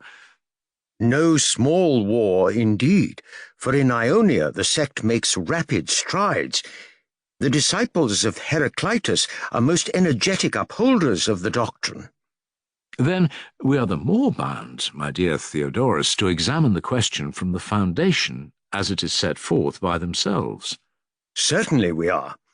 About these speculations of Heraclitus, which, as you say, are as old as Homer, or even older still, the Ephesians themselves, who profess to know them, are downright mad, and you cannot talk with them on the subject. For in accordance with their textbooks, they are always in motion. But as for dwelling upon an argument or a question, and quietly asking and answering in turn, they can no more do so than they can fly. Or rather, the determination of these fellows not to have a particle of rest in them is more than the utmost powers of negation can express. If you ask any of them a question, he will produce, as from a quiver, sayings brief and dark, and shoot them at you. And if you inquire the reason of what he has said, you will be hit by some other new-fangled word, and will make no way with any of them, nor they with one another. Their great care is not to allow of any settled principle, either in their arguments or in their minds, conceiving, as I imagine, that any such principle would be stationary, for they are at war with the stationary, and do what they can to drive it out everywhere. I suppose, Theodorus, that you have only seen them when they were fighting, and have never stayed with them in time of peace, for they are no friends of yours, and their peace doctrines are only communicated by them at leisure, as I imagine, to those disciples of theirs whom they want to make like themselves. Disciples? My good sir, they have none. Men of their sort are not one another's disciples, but they grow up at their own sweet will and get their inspiration anywhere, each of them saying of his neighbour that he knows nothing. From these men, then, as I was going to remark, you will never get a reason, whether with their will or without their will. We must take the question out of their hands and make the analysis ourselves, as if we were doing geometrical problems. Quite right, too. But as touching the aforesaid problem, have we not heard from the ancients, who concealed their wisdom from the many in poetical figures, that Oceanus and Tethys, the origin of all things, are streams, and that nothing is at rest? And now the moderns, in their superior wisdom, have declared the same openly, that the cobbler too may hear and learn of them, and no longer foolishly imagine that some things are at rest and others in motion. Having learned that all is motion, he will duly honour his teachers. I had almost forgotten the opposite doctrine, Theodorus. Alone being remains unmoved, which is the name for the all. This is the language of Parmenides, Melissus, and their followers, who stoutly maintain that all being is one and self-contained, and has no place in which to move. What shall we do, friend, with all these people? For, advancing step by step, we have imperceptibly got between the combatants, and unless we can protect our retreat, we shall pay the penalty of our rashness, like the players in the palestra who are caught upon the line and are dragged different ways by the two parties. Therefore, I think that we had better begin by considering those whom we first accosted, the river gods, and if we find any truth in them, we will help them to pull us over and try to get away from the others. But if the partisans of the whole appear to speak more truly, we will fly off from the party which would move the immovable to them. And if I find that neither of them have anything reasonable to say, we shall be in a ridiculous position, having so great a conceit of our own poor opinion, and rejecting that of ancient and famous men. Oh, Theodorus, do you think that there is any use in proceeding when the danger is so great? Nay, Socrates, not to examine thoroughly what the two parties have to say would be quite intolerable. Then examine we must, since you, who are so reluctant to begin, are so eager to proceed. The nature of motion appears to be the question with which we begin. What do they mean when they say that all things are in motion? Is there only one kind of motion, or, as I rather inclined to think, two? I should like to have your opinion upon this point, in addition to my own, that I may err, if I must err, in your company. Tell me then, when a thing changes from one place to another, or goes round in the same place, is not that what is called motion? Yes. Then here we have one kind of motion. But when a thing, remaining on the same spot, grows old or becomes black from being white, or hard from being soft, or undergoes any other change, may not this be properly called motion of another kind? I think so. Say, rather, that it must be so. Of motion, then, there are these two kinds, change and motion in place. You are right. And now, having made this distinction, let us address ourselves to those who say that all is motion, and ask them whether all things according to them have the two kinds of motion, and are changed as well as move in place, or is one thing moved in both ways, and another in one only. Indeed, I do not know what to answer, but I think they would say that all things are moved in both ways. Yes, comrade, for if not, they would have to say that the same things are in motion and at rest, and there would be no more truth in saying that all things are in motion than that all things are at rest. To be sure. And if they are to be in motion, and nothing is to be devoid of motion, all things must always have every sort of motion. Most true. Consider a further point. Did we not understand them to explain the generation of heat, whiteness, or anything else in some such manner as the following? Were they not saying that each of them is moving between the agent and the patient, together with a perception, and that the patient ceases to be a perceiving power and becomes a percipient, and the agent a quale instead of a quality. I suspect that quality may appear a strange and uncouth term to you, and that you do not understand the abstract expression. Then I will take concrete instances. I mean to say that the producing power, or agent, becomes neither heat nor whiteness, but hot and white, and the like of other things. For I must repeat what I said before, that neither the agent nor patient have any absolute existence, but when they come together and generate sensations and their objects, the one becomes a thing of a certain quality and the other a percipient, you remember. Of course. We may leave the details of their theory unexamined, but we must not forget to ask them the only question with which we are concerned. Are all things in motion and flux?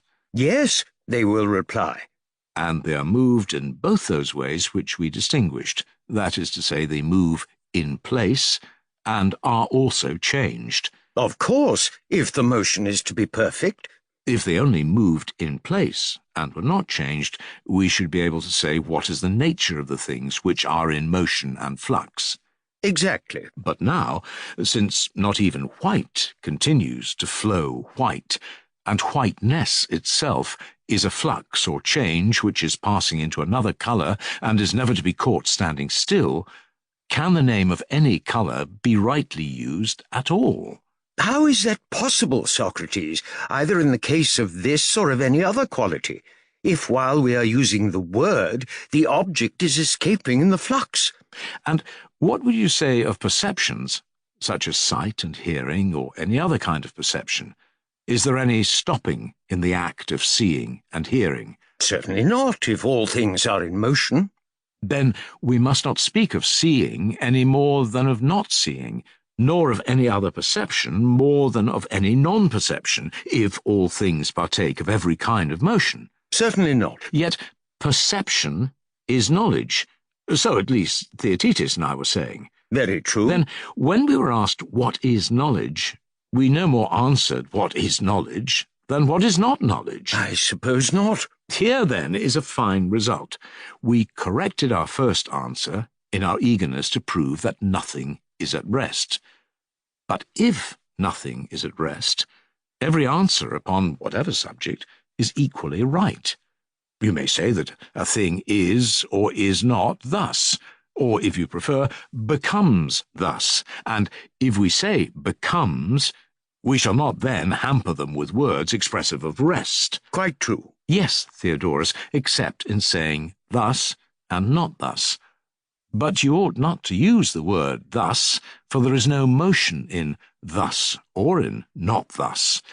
The maintainers of the doctrine have as yet no words in which to express themselves, and must get a new language. I know of no word that will suit them, except perhaps know how, which is perfectly indefinite.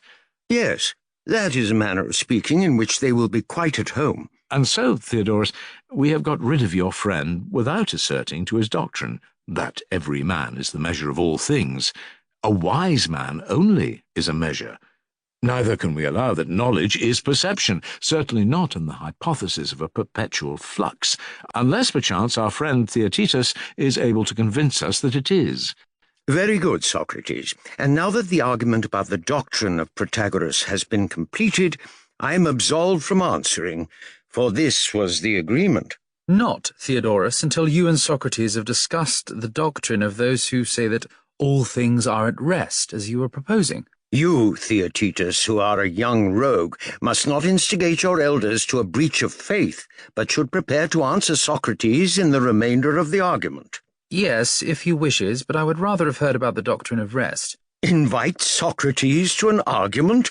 Invite horsemen to the open plain? Do but ask him, and he will answer. Nevertheless, Theodorus, I'm afraid that I shall not be able to comply with the request of Theaetetus. Not comply? For what reason? My reason is that I have a kind of reverence, not so much for Melissus and the others who say that all is one and at rest, as for the great leader himself, Parmenides, venerable and awful, as in Homeric language he may be called. Him I should be ashamed to approach in a spirit unworthy of him. I met him when he was an old man and I was a mere youth, and he appeared to me to have a glorious depth of mind, and I'm afraid that we may not understand his words, and maybe still further from understanding his meaning. Above all, I fear that the nature of knowledge, which is the main subject of our discussion, may be thrust out slightly by the unbidden guests who will come pouring in upon our feast of discourse, if we let them in. Besides, the question which is now stirring is of immense extent, and will be treated unfairly if only considered by the way, or if treated adequately and at length, will put into the shade the other question of knowledge. Neither the one nor the other can be allowed, but I must try, by my art of midwifery, to deliver Theaetetus of his conceptions about knowledge. Very well. Do so if you will. Then now, Theaetetus, take another view of the subject. You answered that knowledge is perception. I did. And if anyone were to ask you, with what does a man see black and white colours, and with what does he hear high and low sounds, you would say, if I'm not mistaken, with the eyes and with the ears. I should. The free use of words and phrases, rather than minute precision, is generally characteristic of a liberal education, and the opposite is pedantic. But sometimes precision is necessary, and I believe that the answer which you have just given is open to the charge of incorrectness. For which is more correct, to say that we see or hear with the eyes and with the ears, or through the eyes and through the ears? I should say through, Socrates, rather than with. Yes, my boy, for no one can suppose that in each of us, as in a sort of Trojan horse, there are perched a number of unconnected senses which do not all meet in some one nature, the mind, or whatever we please to call it, of which they are the instruments, and with which, through them, we perceive objects of sense. I agree with you in that opinion. The reason why I am thus precise is because I want to know whether, when we perceive black and white through the eyes, and again other qualities through other organs, we do not perceive them with one and the same part of ourselves, and if you are asked, you might refer all such perceptions to the body. Perhaps, however, I had better allow you to answer for yourself and not interfere. Tell me then, are not the organs through which you perceive warm and hard and light and sweet organs of the body? Of the body, certainly. And you admit that what you perceive through one faculty you cannot perceive through another. The objects of hearing, for example, cannot be perceived through sight, or the objects of sight through hearing. Of course not. If you have any thought about both of them, this common perception cannot come to you either through the one or the other organ. It cannot. How about sounds and colours? In the first place, would you admit that they both exist? Yes. And that either of them is different from the other, and the same with itself? Certainly. And that both are two and each of them one? Yes. You can further observe whether they are like or unlike one another. I dare say. But through what do you perceive all this about them? For neither through hearing nor yet through seeing can you apprehend that which they have in common. Let me give you an illustration of the point at issue. If there were any meaning in asking whether sounds and colours are saline or not, you would be able to tell me what faculty would consider the question. It would not be sight or hearing, but some other. Certainly, the faculty of taste. Very good. And now tell me, what is the power which discerns, not only in sensible objects, but in all things, universal notions, such as those which are called being and not being, and those others about which we were just asking? What organs will you assign for the perception of these notions? You are thinking of being and not being, likeness and unlikeness, sameness and difference, and also of unity and other numbers, which are applied to objects of sense. And do you mean to ask through what bodily organ the soul perceives odd and even numbers and other arithmetical conceptions? You follow me excellently, Theaetetus. That is precisely what I'm asking. Indeed, Socrates, I cannot answer.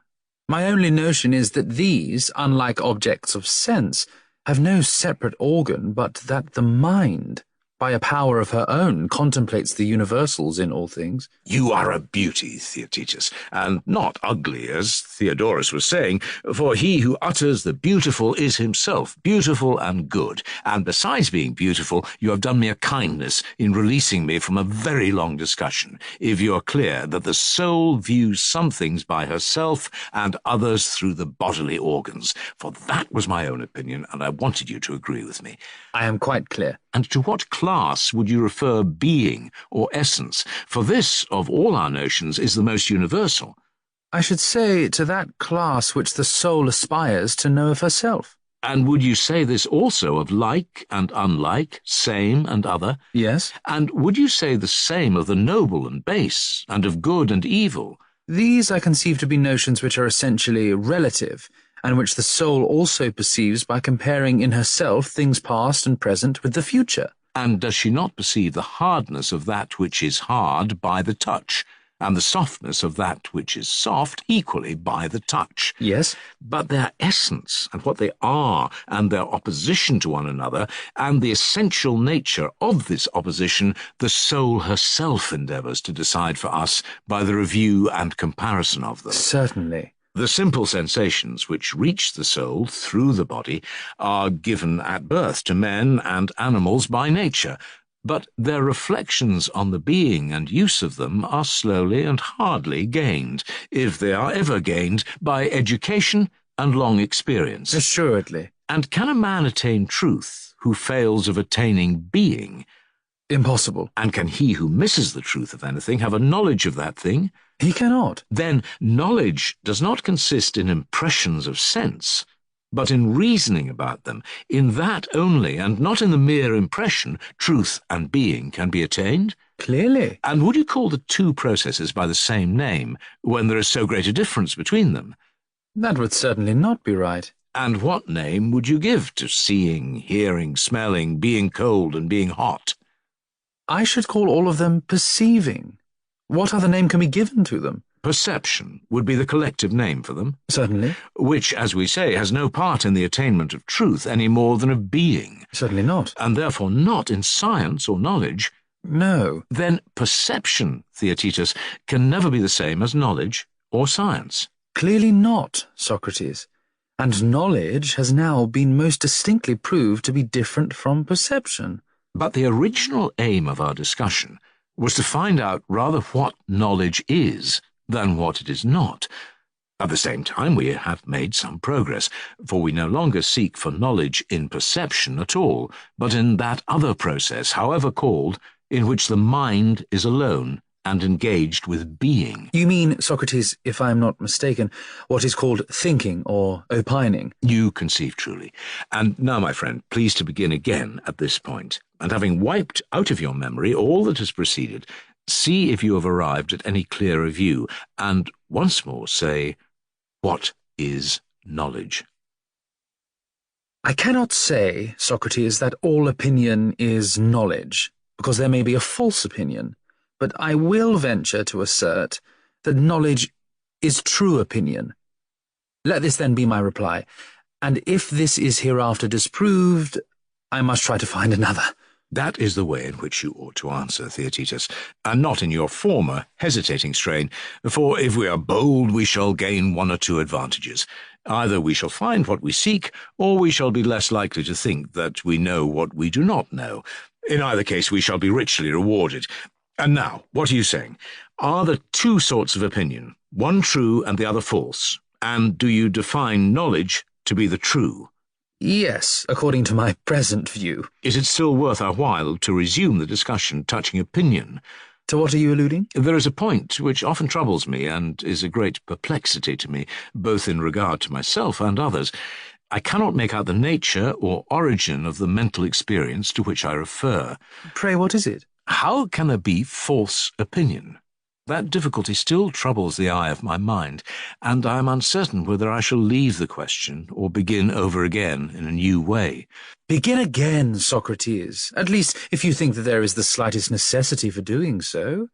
Were not you and Theodorus just now remarking very truly that in discussions of this kind we may take our own time? You are quite right, and perhaps there will be no harm in retracing our steps and beginning again. Better a little which is well done than a great deal imperfectly. Certainly. Well, and what is the difficulty?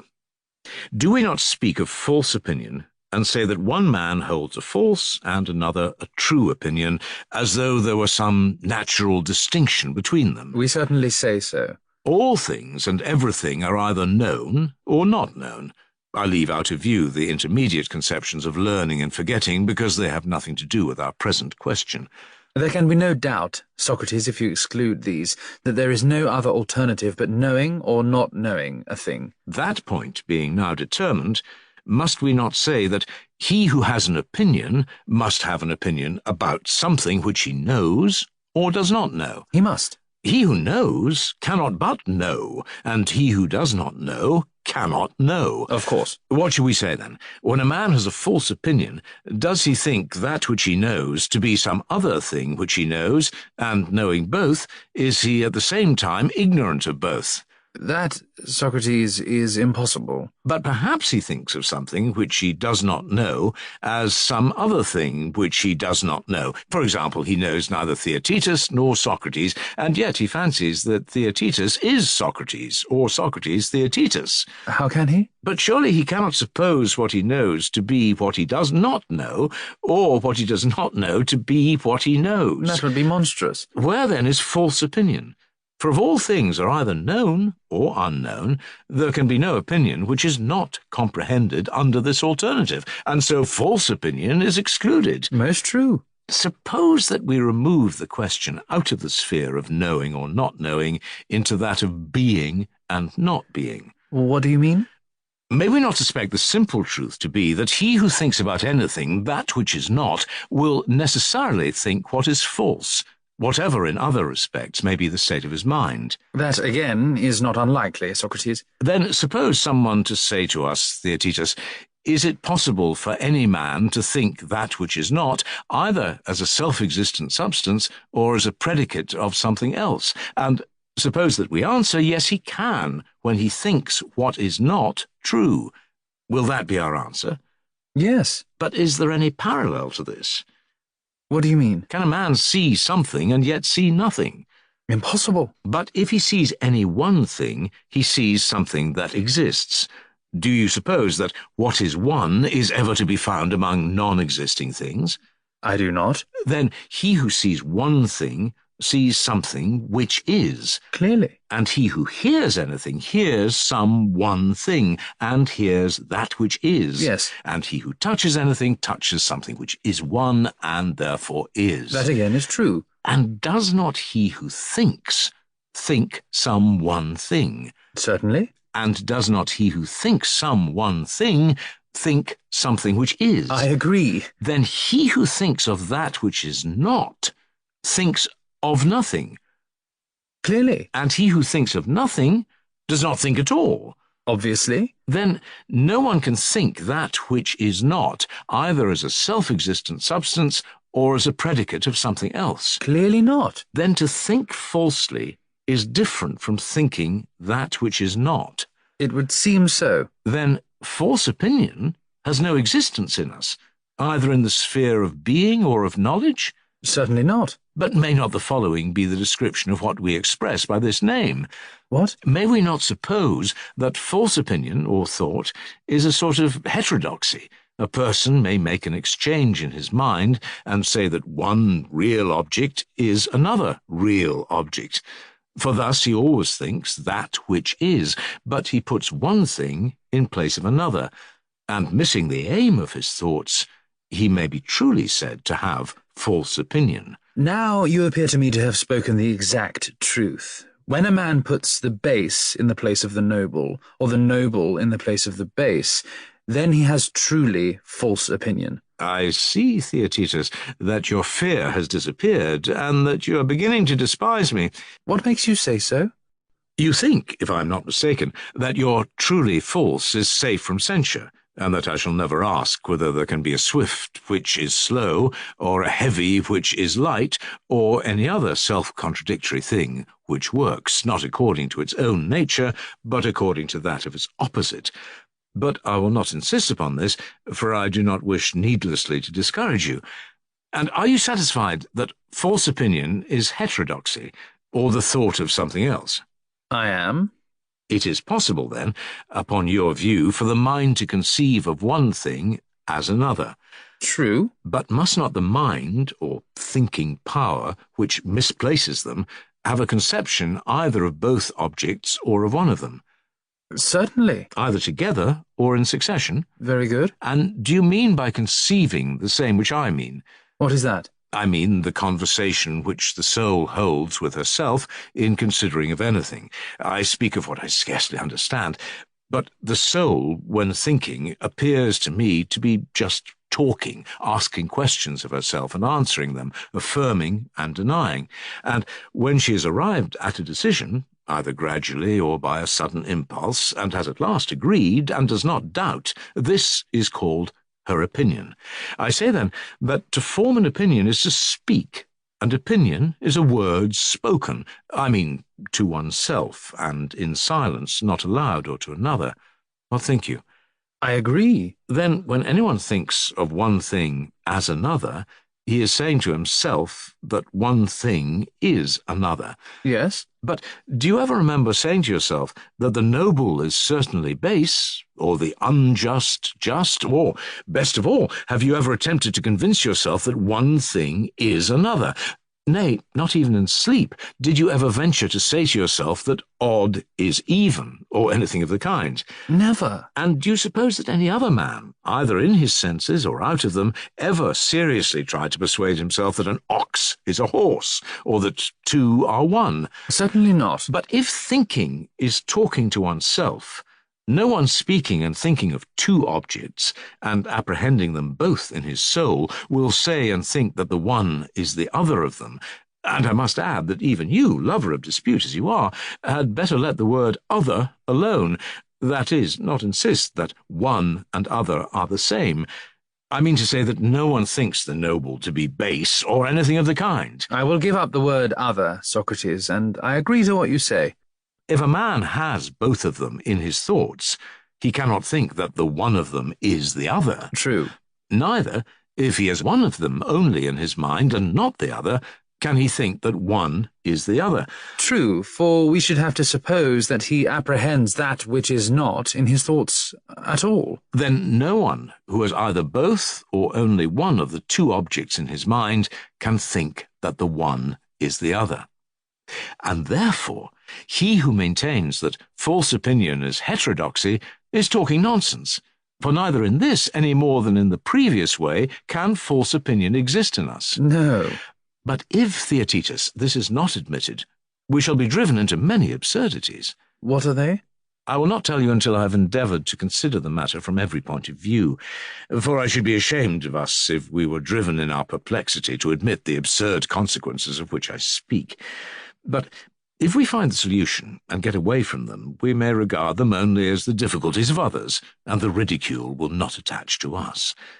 On the other hand, if we utterly fail, I suppose that we must be humble and allow the argument to trample us underfoot, as the seasick passenger is trampled upon by the sailor, and to do anything to us. Listen, then, while I tell you how I hope to find a way out of our difficulty. Let me hear. I think that we were wrong in denying that a man could think what he knew to be what he did not know, and that there is a way in which such a deception is possible. You mean to say, as I suspected at the time, that I may know Socrates, and at a distance see someone who is unknown to me, and whom I mistake for him? Then the deception will occur. But has not that position been relinquished by us, because involving the absurdity that we should know and not know the things which we know? True. Let us make the assertion in another form, which may or may not have a favourable issue. But as we are in a great strait, every argument should be turned over and tested. Tell me, then, whether I am right in saying that you may learn a thing which at one time you did not know.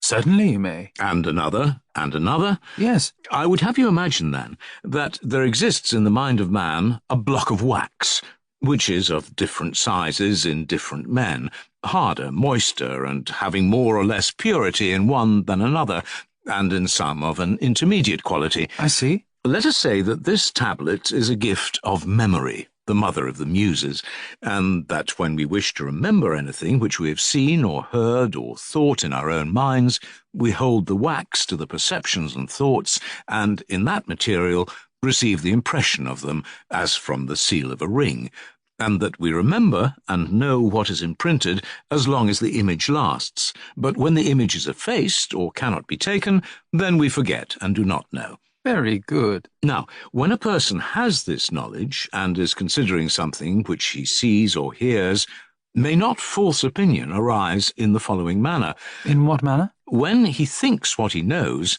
sometimes to be what he knows, and sometimes to be what he does not know. We were wrong before in denying the possibility of this. And how would you amend the former statement? I should begin by making a list of the impossible cases which must be excluded. 1. No one can think one thing to be another when he does not perceive either of them, but has the memorial or seal of both of them in his mind. Nor can any mistaking of one thing for another occur when he only knows one and does not know and has no impression of the other. Nor can he think that one thing which he does not know is another thing which he does not know, or that what he does not know is what he knows. Nor 2. That one thing which he perceives is another thing which he perceives, or that something which he perceives is something which he does not perceive, or that something which he does not perceive is something else which he does not perceive, or that something which he does not perceive is something which he perceives. Nor again, 3. Can he think that something which he knows and perceives, and of which he has the impression coinciding with sense, is something else which he knows and perceives, and of which he has the impression coinciding with sense. This last case, if possible, is still more inconceivable than the others. Nor, 4, can he think that something which he knows and perceives, and of which he has the memorial coinciding with sense, is something else which he knows. Nor, so long as these agree, can he think that a thing which he knows and perceives is another thing which he perceives, or that a thing which he does not know and does not perceive is the same as another thing which he does not know and does not perceive. Nor again can he suppose that a thing which he does not know and does not perceive is the same as another thing which he does not know, or that a thing which he does not know and does not perceive is another thing which he does not perceive. All these utterly and absolutely exclude the possibility of false opinion. The only cases of any which remain are the following. What are they? If you tell me, I may perhaps understand you better, but at present I am unable to follow you. A person may think that some things which he knows, or which he perceives and does not know, are some other things which he knows and perceives, or that some things which he knows and perceives are other things which he knows and perceives. I understand you less than ever now. Hear me once more, then. I, knowing Theodorus, and remembering in my own mind what sort of person he is, and also what sort of person Theaetetus is, at one time see them, and at another time do not see them, and sometimes I touch them, and at another time not. Or at one time I may hear them or perceive them in some other way, and at another time not perceive them, but still I remember them, and know them in my own mind. Very true. Then, first of all, I want you to understand that a man may or may not perceive sensibly that which he knows. True. And that which he does not know will sometimes not be perceived by him, and sometimes will be perceived, and only perceived. That is also true. See whether you can follow me better now. Socrates can recognize Theodorus and Theaetetus, but he sees neither of them, nor does he perceive them in any other way. He cannot then, by any possibility, imagine in his own mind that Theaetetus is Theodorus. Am I not right? You are quite right. Then that was the first case of which I spoke. Yes. The second case was that I, knowing one of you, and not knowing the other, and perceiving neither, can never think him whom I know to be him whom I do not know. True. In the third case, not knowing and not perceiving either of you, I cannot think that one of you, whom I do not know, is the other, whom I do not know. I need not again go over the catalogue of excluded cases in which I cannot form a false opinion about you and Theodorus, either when I know both, or when I am in ignorance of both, or when I know one and not the other, and the same of perceiving. Do you understand me? I do. The only possibility of erroneous opinion is when knowing you and Theodorus, and having on the waxen block the impression of both of you given as by a seal, but seeing you imperfectly and at a distance, I try to assign the right impression of memory to the right visual impression, and to fit this into its own print. If I succeed, recognition will take place. But if I fail and transpose them, putting the foot into the wrong shoe, that is to say, putting the vision of either of you onto the wrong impression, or if my mind, like the sight in a mirror, which is transferred from right to left, err by reason of some similar affection, then heterodoxy and false opinion ensues. Yes, Socrates, you have described the nature of opinion with wonderful exactness. Or again, when I know both of you, and perceive as well as know one of you, but not the other, and my knowledge of him does not accord with perception, that was the case put by me just now which you did not understand. No, I did not. I meant to say that when a person knows and perceives one of you, his knowledge coincides with his perception. He will never think him to be some other person whom he knows and perceives, and the knowledge of whom coincides with his perception, for that also is a case supposed. True. But there was an omission of the further case, in which, as we now say, false opinion may arise, when knowing both, and seeing or having some other sensible perception of both, I fail in holding the seal over against the corresponding sensation. Like a bad archer, I miss and fall wide of the mark, and this is called falsehood. Yes, it is rightly so called. When, therefore, perception is present to one of the seals or impressions, but not to the other, and the mind fits the seal of the absent perception on the one which is present, in any case of this sort, the mind is deceived. In a word, if our view is sound, there can be no error or deception about things which a man does not know and has never perceived, but only in things which are known and perceived. In these alone, opinion turns and twists about, and becomes alternately true and false. True when the seals and impressions of sense meet straight and opposite, false when they go awry and crooked. And is not that, Socrates, nobly said? Nobly, yes, but wait a little and hear the explanation, and then you will say so with more reason, for to think truly is noble, and to be deceived is base. Undoubtedly. And the origin of truth and error is as follows.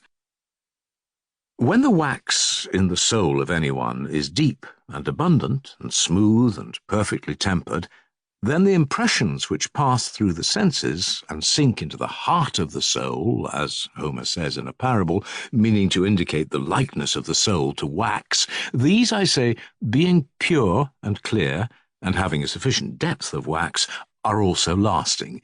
And minds, such as these, easily learn and easily retain, and are not liable to confusion, but have true thoughts, for they have plenty of room, and having clear impressions of things, as we term them, quickly distribute them into their proper places on the block. And such men are called wise.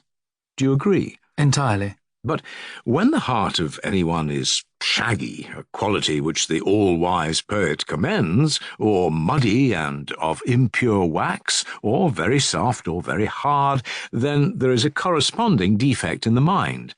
The soft are good at learning, but apt to forget, and the hard are the reverse.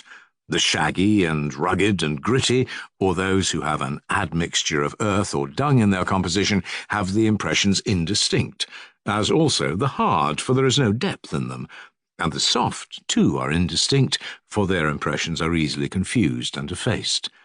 Yet greater is the indistinctness when they are all jostled together in a little soul which has no room. These are the natures which have false opinion. For when they see or hear or think of anything, they are slow in assigning the right objects to the right impressions. In their stupidity they confuse them, and are apt to see and hear and think amiss. And such men are said to be deceived in their knowledge of objects and ignorant. No man, Socrates, can say anything truer than that.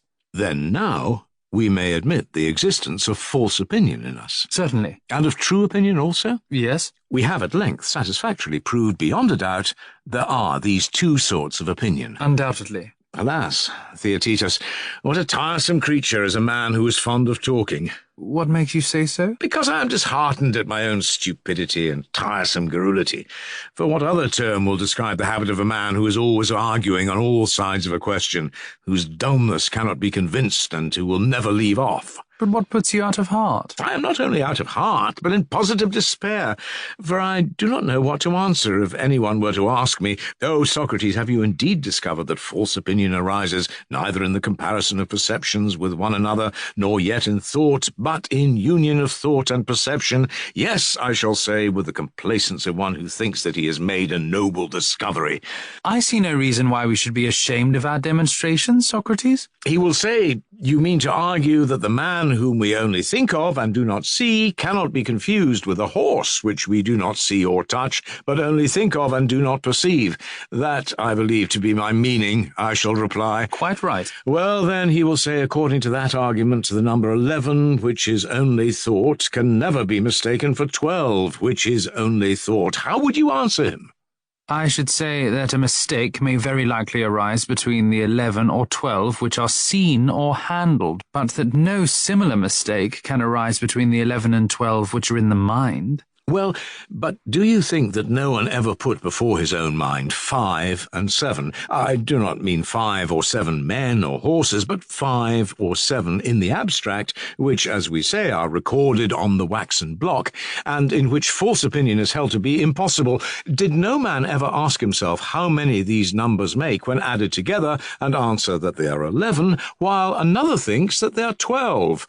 Or would all agree in thinking and saying that they are 12? Certainly not.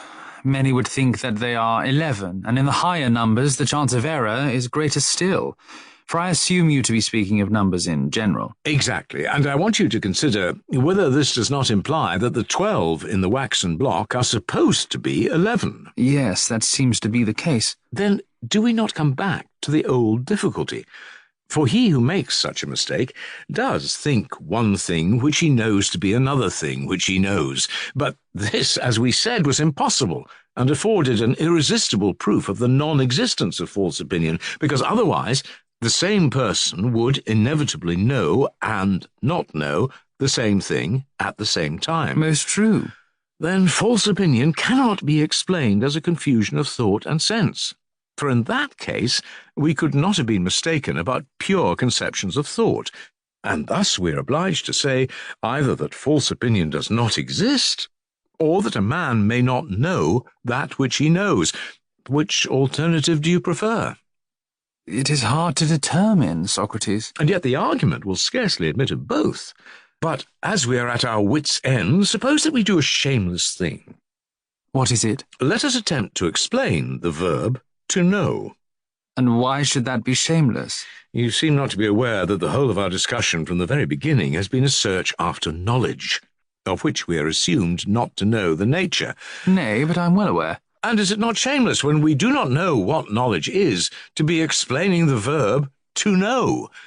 The truth is, Theaetetus, that we have long been infected with logical impurity. Thousands of times we have repeated the words "we know" and "do not know" and "we have or have not science or knowledge," as if we could understand what we are saying to one another, so long as we remain ignorant about knowledge. And at this moment we are using the words "we understand," "we are ignorant," as though we could still employ them when deprived of knowledge or science. But if you avoid these expressions, Socrates, how will you ever argue at all? I could not, being the man I am. The case would be different if I were a true hero of dialectic, and oh, that such a one were present, for he would have told us to avoid the use of these terms. At the same time, he would not have spared in you and me the faults which I have noted. But seeing that we are no great wits, shall I venture to say what knowing is? For I think that the attempt may be worth making. Then by all means venture, and no one shall find fault with you for using the forbidden terms. You have heard the common explanation of the verb to know. I think so, but I do not remember it at the moment. They explain the word to know as meaning to have knowledge. True. I should like to make a slight change and say to possess knowledge. How do the two expressions differ? Perhaps there may be no difference, but still I should like you to hear my view, that you may help me to test it. I will, if I can. I should distinguish having from possessing. For example, a man may buy and keep under his control a garment which he does not wear, and then we should say not that he has, but that he possesses the garment. It would be the correct expression. Well, may not a man possess and yet not have knowledge in the sense of which I am speaking? As you may suppose a man to have caught wild birds, doves, or any other birds, and to be keeping them in an aviary which he has constructed at home, we might say of him, in one sense, that he always has them because he possesses them, might we not? Yes. And yet, in another sense, he has none of them, but they are in his power, and he has got them under his hand, in an enclosure of his own, and can take and have them whenever he likes.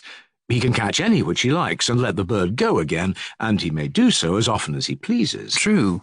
Once more, then, as in what preceded, we made a sort of waxen figment in the mind, so let us now suppose that in the mind of each man there is an aviary of all sorts of birds, some flocking together apart from the rest, others in small groups, others solitary, flying anywhere and everywhere. Let us imagine such an aviary. And what is to follow? We may suppose that the birds are kinds of knowledge, and that when we were children this receptacle was empty. Whenever a man has gotten and attained in the enclosure a kind of knowledge, he may be said to have learned or discovered the thing which is the subject of the knowledge, and this is to know. Granted. And further, when anyone wishes to catch any of these knowledges or sciences, and having taken to hold it and again to let them go, how will he express himself? Will he describe the catching of them and the original possession in the same words? I will make my meaning clearer by an example. You admit that there is an art of arithmetic. To be sure. Conceive this under the form of a hunt after the science of odd and even in general. I follow. Having the use of the art, the arithmetician, if I'm not mistaken, has the conceptions of number under his hand and can transmit them to another. Yes. And when transmitting them, he may be said to teach them, and when receiving, to learn them, and when receiving to learn them, and when having them in possession in the aforesaid aviary, he may be said to know them. Exactly. Attend to what follows. Must not the perfect arithmetician know all numbers, for he has the science of all numbers in his mind? True. And can he reckon abstract numbers in his head, or things about him which are numerable? Of course he can. And to reckon is simply to consider how much such and such a number amounts to. Very true. And so he appears to be searching into something which he knows, as if he did not know it, for we have already admitted that he knows all numbers. You have heard these perplexing questions raised. I have. May we not pursue the image of the doves, and say that the chase after knowledge is of two kinds? One kind is prior to possession and for the sake of possession, and the other for the sake of taking and holding in the hands that which is possessed already. And thus, when a man has learned and known something long ago, he may resume and get hold of the knowledge which he has long possessed, but has not at hand in his mind. True. That was my reason for asking how we ought to speak when an arithmetician sets about numbering, or a grammarian about reading. Shall we say that, although he knows, he comes back to himself to learn what he already knows? It would be too absurd, Socrates. Shall we say, then, that he is going to read or number what he does not know, although we have admitted that he knows all letters and all numbers? That, again, would be an absurdity. Then shall we say that about names we care nothing? Anyone may twist and turn the words knowing and learning in any way which he likes, but since we have determined that the possession of knowledge is not the having or using it, we do assert that a man cannot not possess that which he possesses, and therefore in no case can a man not know that which he knows, but he may get a false opinion about it. For he may have the knowledge, not of this particular thing, but of some other, when the various numbers and forms of knowledge are flying about in the aviary, and wishing to capture a certain sort of knowledge out of the general store, he takes the wrong one by mistake. That is to say, when he thought 11 to be 12, he got hold of the ring-dove, which he had in his mind when he wanted the pigeon. A very rational explanation. But when he catches the one which he wants, then he is not deceived, and has an opinion of what is, and thus false and true opinion may exist, and the difficulties which were previously raised disappear. I dare say that you agree with me, do you not? Yes.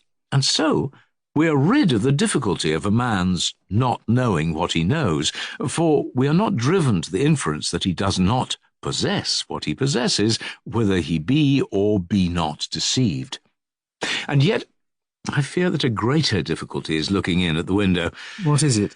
How can the exchange of one knowledge for another ever become false opinion? What do you mean? In the first place, how can a man who has the knowledge of anything be ignorant of that which he knows? Not by reason of ignorance, but by reason of his own knowledge. And again, is it not an extreme absurdity that he should suppose another thing to be this, and this to be another thing, that, having knowledge present with him in his mind, he should still know nothing and be ignorant of all things? You might as well argue that ignorance may make a man know, and blindness make him see, as that knowledge can make him ignorant. Perhaps, Socrates, we have been wrong in making only forms of knowledge our birds, whereas there ought to have been forms of ignorance as well, flying about together in the mind, and then he who sought to take one of them might sometimes catch a form of knowledge and sometimes a form of ignorance. And thus he would have a false opinion from ignorance, but a true one from knowledge about the same thing. I cannot help praising you, Theaetetus, and yet I must beg you to reconsider your words. Let us grant what you say. Then, according to you, he who takes ignorance will have a false opinion. Am I right? Yes. He will certainly not think that he has a false opinion. Of course not. He will think that his opinion is true, and he will fancy that he knows the things about which he has been deceived. Certainly. Then he will think that he has captured knowledge, and not ignorance. Clearly. And thus, after going a long way round, we are once more face to face with our original difficulty. The hero of dialectic will retort upon us, "Oh, my excellent friends," he will say, laughing, "if a man knows the form of ignorance and the form of knowledge, can he think that one of them which he knows is the other which he knows? Or, if he knows neither of them, can he think that the one which he knows not is another which he knows not? Or, if he knows one and not the other, can he think the one which he knows to be the one which he does not know, or the one which he does not know to be the one which he knows?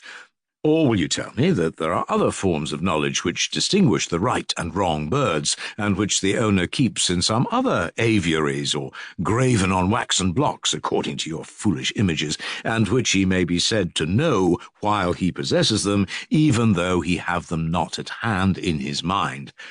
And thus, in a perpetual circle, you will be compelled to go round and round, and you will make no progress. What are we to say in reply, Theaetetus? Indeed, Socrates, I do not know what we are to say.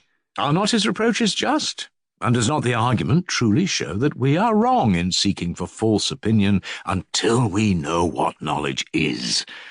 That must be first ascertained, then the nature of false opinion. I cannot but agree with you, Socrates, so far as we have yet gone. Then once more, what shall we say that knowledge is? For we are not going to lose heart as yet. Certainly, I shall not lose heart if you do not. What definition will be most consistent with our former views?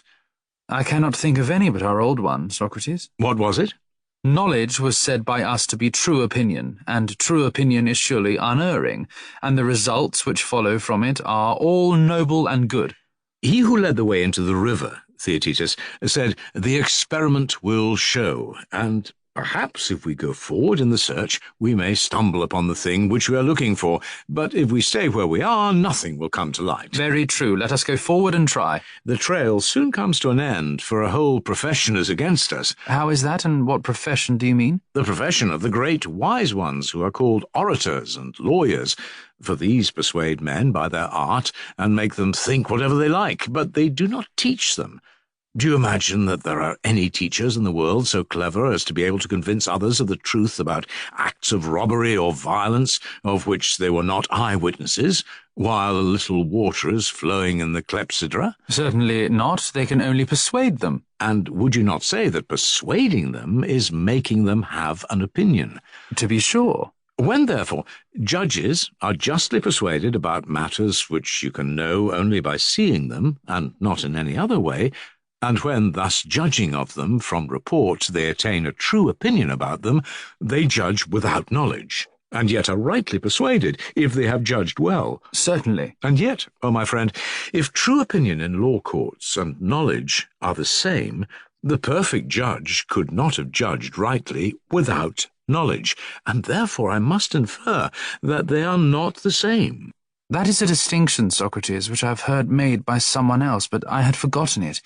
He said that true opinion, combined with reason, was knowledge, but that the opinion which had no reason was out of the sphere of knowledge, and that things of which there is no rational account are not knowable.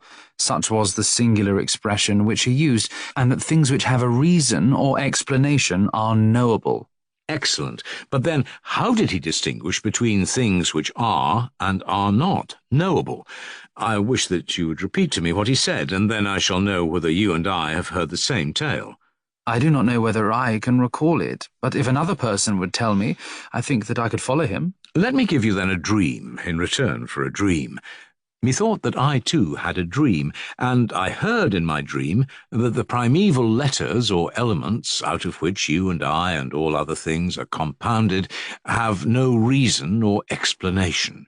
You can only name them, but no predicate can be either affirmed or denied of them, for in the one case existence, in the other non-existence is already implied, neither of which must be added if you mean to speak of this or that thing by itself alone.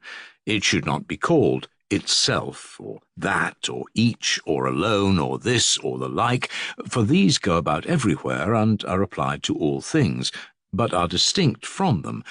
Whereas if the first elements could be described, and had a definition of their own, they would be spoken of apart from all else. But none of these primeval elements can be defined. They can only be named, for they have nothing but a name. And the things which are compounded of them, as they are complex, are expressed by a combination of names, for the combination of names is the essence of a definition. Thus, then, the elements or letters are only objects of perception, and cannot be defined or known, but the syllables or combinations of them are known and expressed, and are apprehended by true opinion. When, therefore, anyone forms the true opinion of anything without rational explanation, you may say that his mind is truly exercised, but has no knowledge. For he who cannot give and receive a reason for a thing has no knowledge of that thing. But when he adds rational explanation, then he is perfected in knowledge, and may be all that I have been denying of him. Was that the form in which the dream appeared to you? Precisely. And you allow and maintain that true opinion, combined with definition or rational explanation, is knowledge? Exactly. Then may we assume, Theaetetus, that today, and in this casual manner, we have found a truth which in former times many wise men have grown old and have not found. At any rate, Socrates, I am satisfied with the present statement. Which is probably correct. For how can there be knowledge apart from definition and true opinion? And yet there is one point in what has been said which does not quite satisfy me. What was it? What might seem to be the most ingenious notion of all, that the elements or letters are unknown, but the combination or syllables known. And was that wrong? We shall soon know, for we have as hostages the instances which the author of the argument himself used. What hostages? The letters, which are the elements, and the syllables, which are the combinations. He reasoned, did he not, from the letters of the alphabet? Yes, he did. Let us take them and put them to the test, or rather test ourselves. What was the way in which we learned letters? And first of all, are we right in saying that syllables have a definition, but that letters have no definition? I think so. I think so too. For suppose that someone asks you to spell the first syllable of my name. Theaetetus, he says, what is so? I should reply S and O. That is the definition which you would give of the syllable. I should. I wish that you would give me a similar definition of the S. But how can anyone, Socrates, tell the elements of an element? I can only reply that S is a consonant, a mere noise, as of the tongue hissing. B and most other letters, again, are neither vowel sounds nor noises. Thus, letters may be most truly said to be undefined, for even the most distinct of them, which are the 7 vowels, have a sound only, but no definition at all. Then I suppose, my friend, that we have been so far right in our idea about knowledge. Yes, I think that we have. Well, but have we been right in maintaining that the syllables can be known, but not the letters? I think so. And do we mean by a syllable 2 letters, or, if there are more, all of them, or a single idea which arises out of the combination of them? I should say that we mean all the letters. Take the case of the 2 letters S and O, which form the first syllable of my own name. Must not he who knows the syllable know both of them? Certainly. He knows, that is, the S and O. Yes. But can he be ignorant of either singly, and yet know both together? Such a supposition, Socrates, is monstrous and unmeaning. But if he cannot know both without knowing each, then, if he is ever to know the syllable, he must know the letters first, and thus the fine theory has again taken wings and departed. Yes, with wonderful celerity. Yes, we did not keep watch properly. Perhaps we ought to have maintained that a syllable is not the letters, but rather one single idea framed out of them, having a separate form distinct from them. Very true, and a more likely notion than the other. Take care. Let us not be cowards and betray a great and imposing theory. No, indeed. Let us assume, then, as we now say, that the syllable is a simple form arising out of the several combinations of harmonious elements, of letters or of any other elements. Very good. And it must have no parts. Why? Because that which has parts must be a whole of all the parts. Or would you say that a whole, although formed out of the parts, is a single notion, different from all the parts? I should. And would you say that all and the whole are the same or different? I am not certain, but as you like me to answer at once, I shall hazard the reply that they are different. I approve of your readiness, Theaetetus, but I must take time to think whether I equally approve of your answer. Yes, the answer is the point. According to this new view, the whole is supposed to differ from all. Yes. But is there any difference between all in the plural and the all in the singular? Take the case of number. When we say 1, 2, 3, 4, 5, 6, or when we say twice 3, or 3 times 2, or 4 and 2, or 3 and 2 and 1, are we speaking of the same or of different numbers?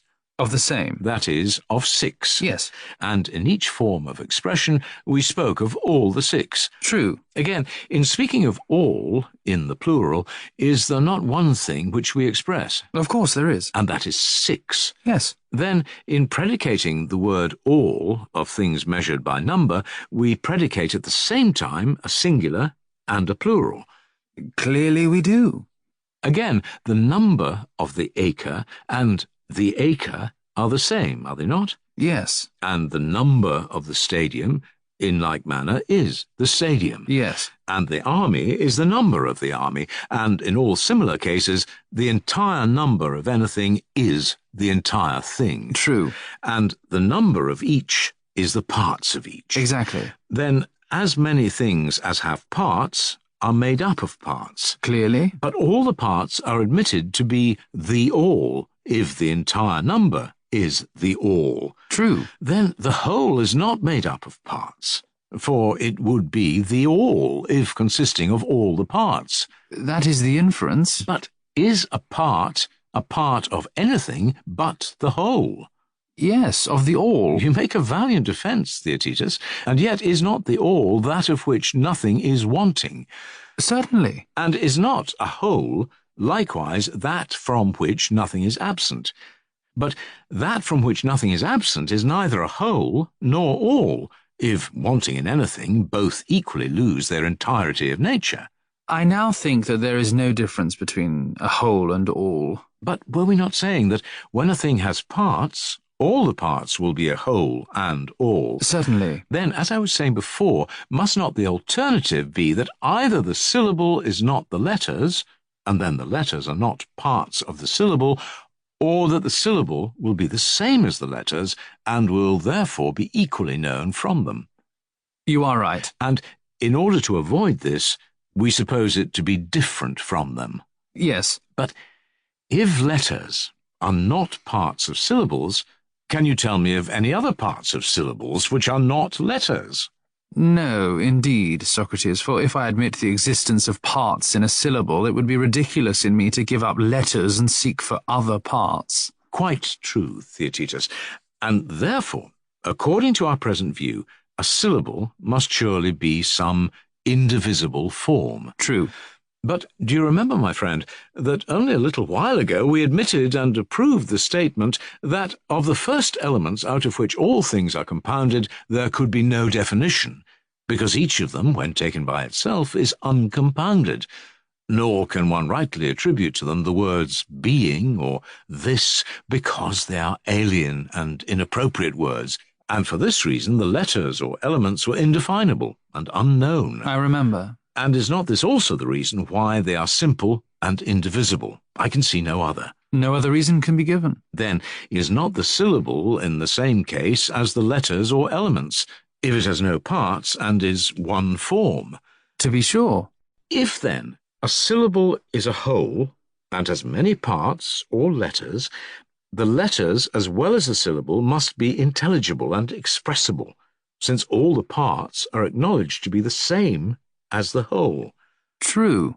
But if it be one and indivisible, then the syllables and the letters are alike undefined and unknown, and for the same reason. I cannot deny that. We cannot therefore agree in the opinion of him who says that the syllable can be known and expressed, but not the letters. Certainly not, if we may trust the argument. Well, but will you not be equally inclined to disagree with him when you remember your own experience in learning to read? What experience? Why, that in learning you are kept trying to distinguish the separate letters both by the eye and by the ear, in order that, when you heard them spoken or saw them written, you might not be confused by their position. Very true. And is the education of the harp player complete unless he can tell what string answers to a particular note? The notes, as everyone would allow, are the elements or letters of music. Exactly. Then, if we argue from the letters and syllables which we know to other simples and compounds, we shall say that the letters or simple elements, as a class, are much more certainly known than the syllables, and much more indispensable to a perfect knowledge of any subject. And if someone says that the syllable is known and the letter unknown, we shall consider that, either intentionally or unintentionally, he is talking nonsense. Exactly. And there might be given other proofs of this belief, if I am not mistaken. But do not let us, in looking for them, lose sight of the question before us, which is the meaning of the statement that right opinion, with rational definition or explanation, is the most perfect form of knowledge. We must not.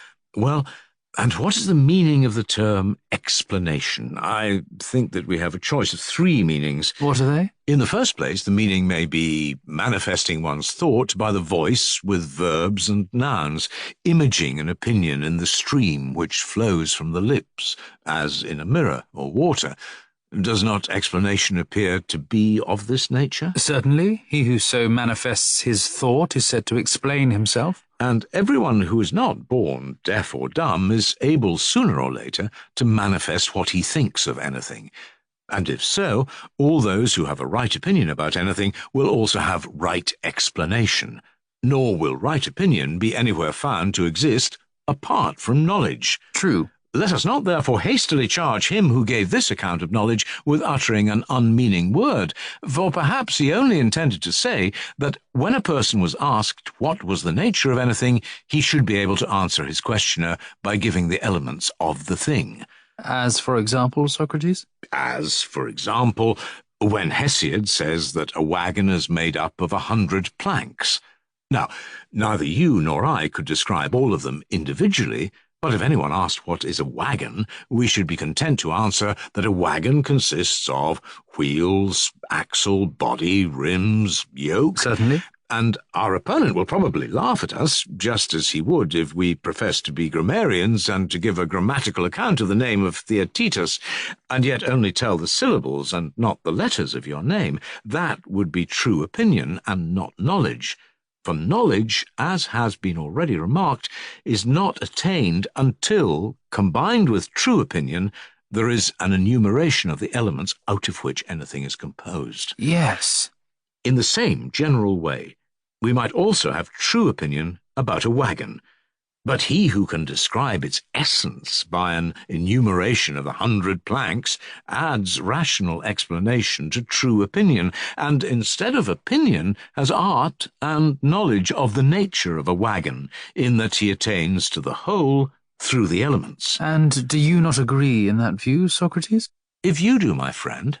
But I want to know first whether you admit the resolution of all things into their elements to be a rational explanation of them, and the consideration of them in syllables or larger combinations of them to be irrational. Is this your view? Precisely. Well, and do you conceive that a man has knowledge of any element who at one time affirms and at another time denies that element of something, or thinks that the same thing is composed of different elements at different times? Assuredly not. And do you not remember that in your case, and in that of others, this often occurred in the process of learning to read? You mean that I mistook the letters and misspelt the syllables? Yes. To be sure, I perfectly remember. I am very far from supposing that they who are in this condition have knowledge.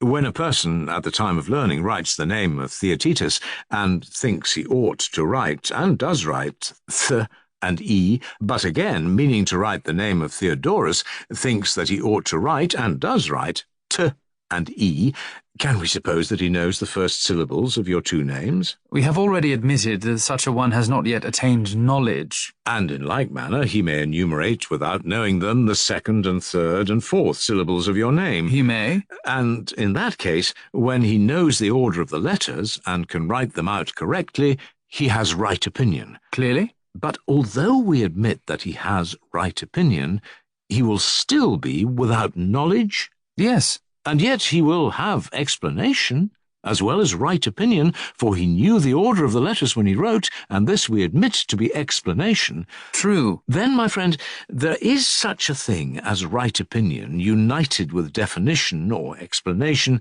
which does not as yet attain to the exactness of knowledge. It would seem so. And what we fancied to be a perfect definition of knowledge is a dream only. But perhaps we had better not say so as yet, for were there not three explanations of knowledge, one of which must, as we said, be adopted by him who maintains knowledge to be true opinion combined with rational explanation, and very likely there may be found someone who will not prefer this but the third. You are quite right. There is still one remaining. The first was the image or expression of the mind in speech. The second, which has just been mentioned, is a way of reaching the whole by an enumeration of the elements. But what is the third definition? There is, further, the popular notion of telling the mark or sign of difference which distinguishes the thing in question from all others. Can you give me any example of such a definition? As, for example, in the case of the sun, I think that you would be contented with the statement that the sun is the brightest of the heavenly bodies which revolve about the earth. Certainly. Understand why? The reason is, as I was just now saying, that if you get at the difference and distinguishing characteristic of each thing, then, as many persons affirm, you will get at the definition or explanation of it. But while you lay hold only of the common and not of the characteristic notion, you will only have the definition of those things to which this common quality belongs. I understand you, and your account of definition is in my judgment correct. But he, who, having right opinion about anything, can find out the difference which distinguishes it from other things, will know that of which before he had only an opinion. Yes, that is what we are maintaining. Nevertheless, Theaetetus, on a nearer view I find myself quite disappointed. The picture, which at a distance was not so bad, has now become altogether unintelligible. What do you mean? I will endeavour to explain. I will suppose myself to have true opinion of you, and if to this I add your definition, then I have knowledge, but if not, opinion only. Yes. The definition was assumed to be the interpretation of your difference. True. But when I had only opinion, I had no conception of your distinguishing characteristics. I suppose not. Then I must have conceived of some general or common nature which no more belonged to you than to another. True. Tell me now, how, in that case, could I have formed a judgment of you any more than of anyone else?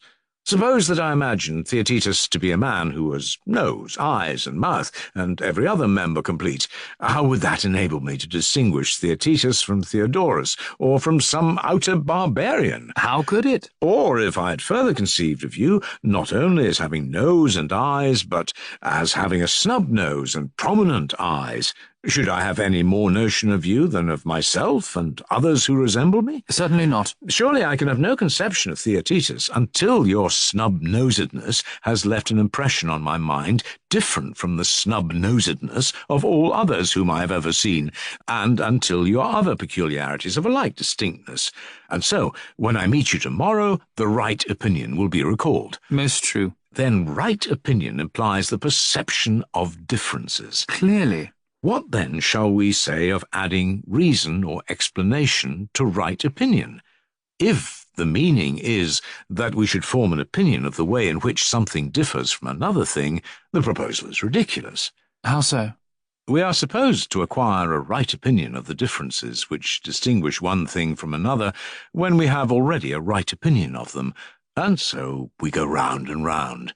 The revolution of the skittle or pestle or any other rotatory machine in the same circles is as nothing compared with such a requirement, and we may be truly described as the blind directing the blind. For to add those things which we already have, in order that we may learn what we already think, is like a soul utterly benighted. Tell me, what were you going to say just now when you asked the question? If, my boy, the argument, in speaking of adding the definition, had used the word to know, and not merely have an opinion of the difference, that which is the most promising of all the definitions of knowledge would have come to a pretty end, for to know is surely to acquire knowledge. True. And so, when the question is asked, what is knowledge, this fair argument will answer right opinion with knowledge. Knowledge, that is, of difference. For this, as the said argument maintains, is adding the definition. That seems to be true. But how utterly foolish, when we are asking what is knowledge, that the reply should only be right opinion with knowledge of difference or of anything. And so, Theaetetus, knowledge is neither sensation nor true opinion, nor yet definition and explanation accompanying and added to true opinion. I suppose not. And are you still in labour and travail, my dear friend, or have you brought all that you have to say about knowledge to the birth? I am sure, Socrates, that you have elicited from me a good deal more than ever was in me. And does not my art show that you have brought forth wind, and that the offspring of your brain are not worth bringing up? Very true. But if, Theaetetus, you should ever conceive afresh, you will be all the better for the present investigation. And if not, you will be soberer and humbler and gentler to other men, and will be too modest to fancy that you know what you do not know. These are the limits of my art. I can no further go, nor do I know aught of the things which great and famous men know, or have known in this or former ages. The office of a midwife, I, like my mother, have received from God. She delivered women, I deliver men. But they must be young, and noble, and fair. And now I have to go to the porch of the king Archon, where I am to meet Meletus and his indictment. Tomorrow morning, Theodorus, I shall hope to see you again at this place.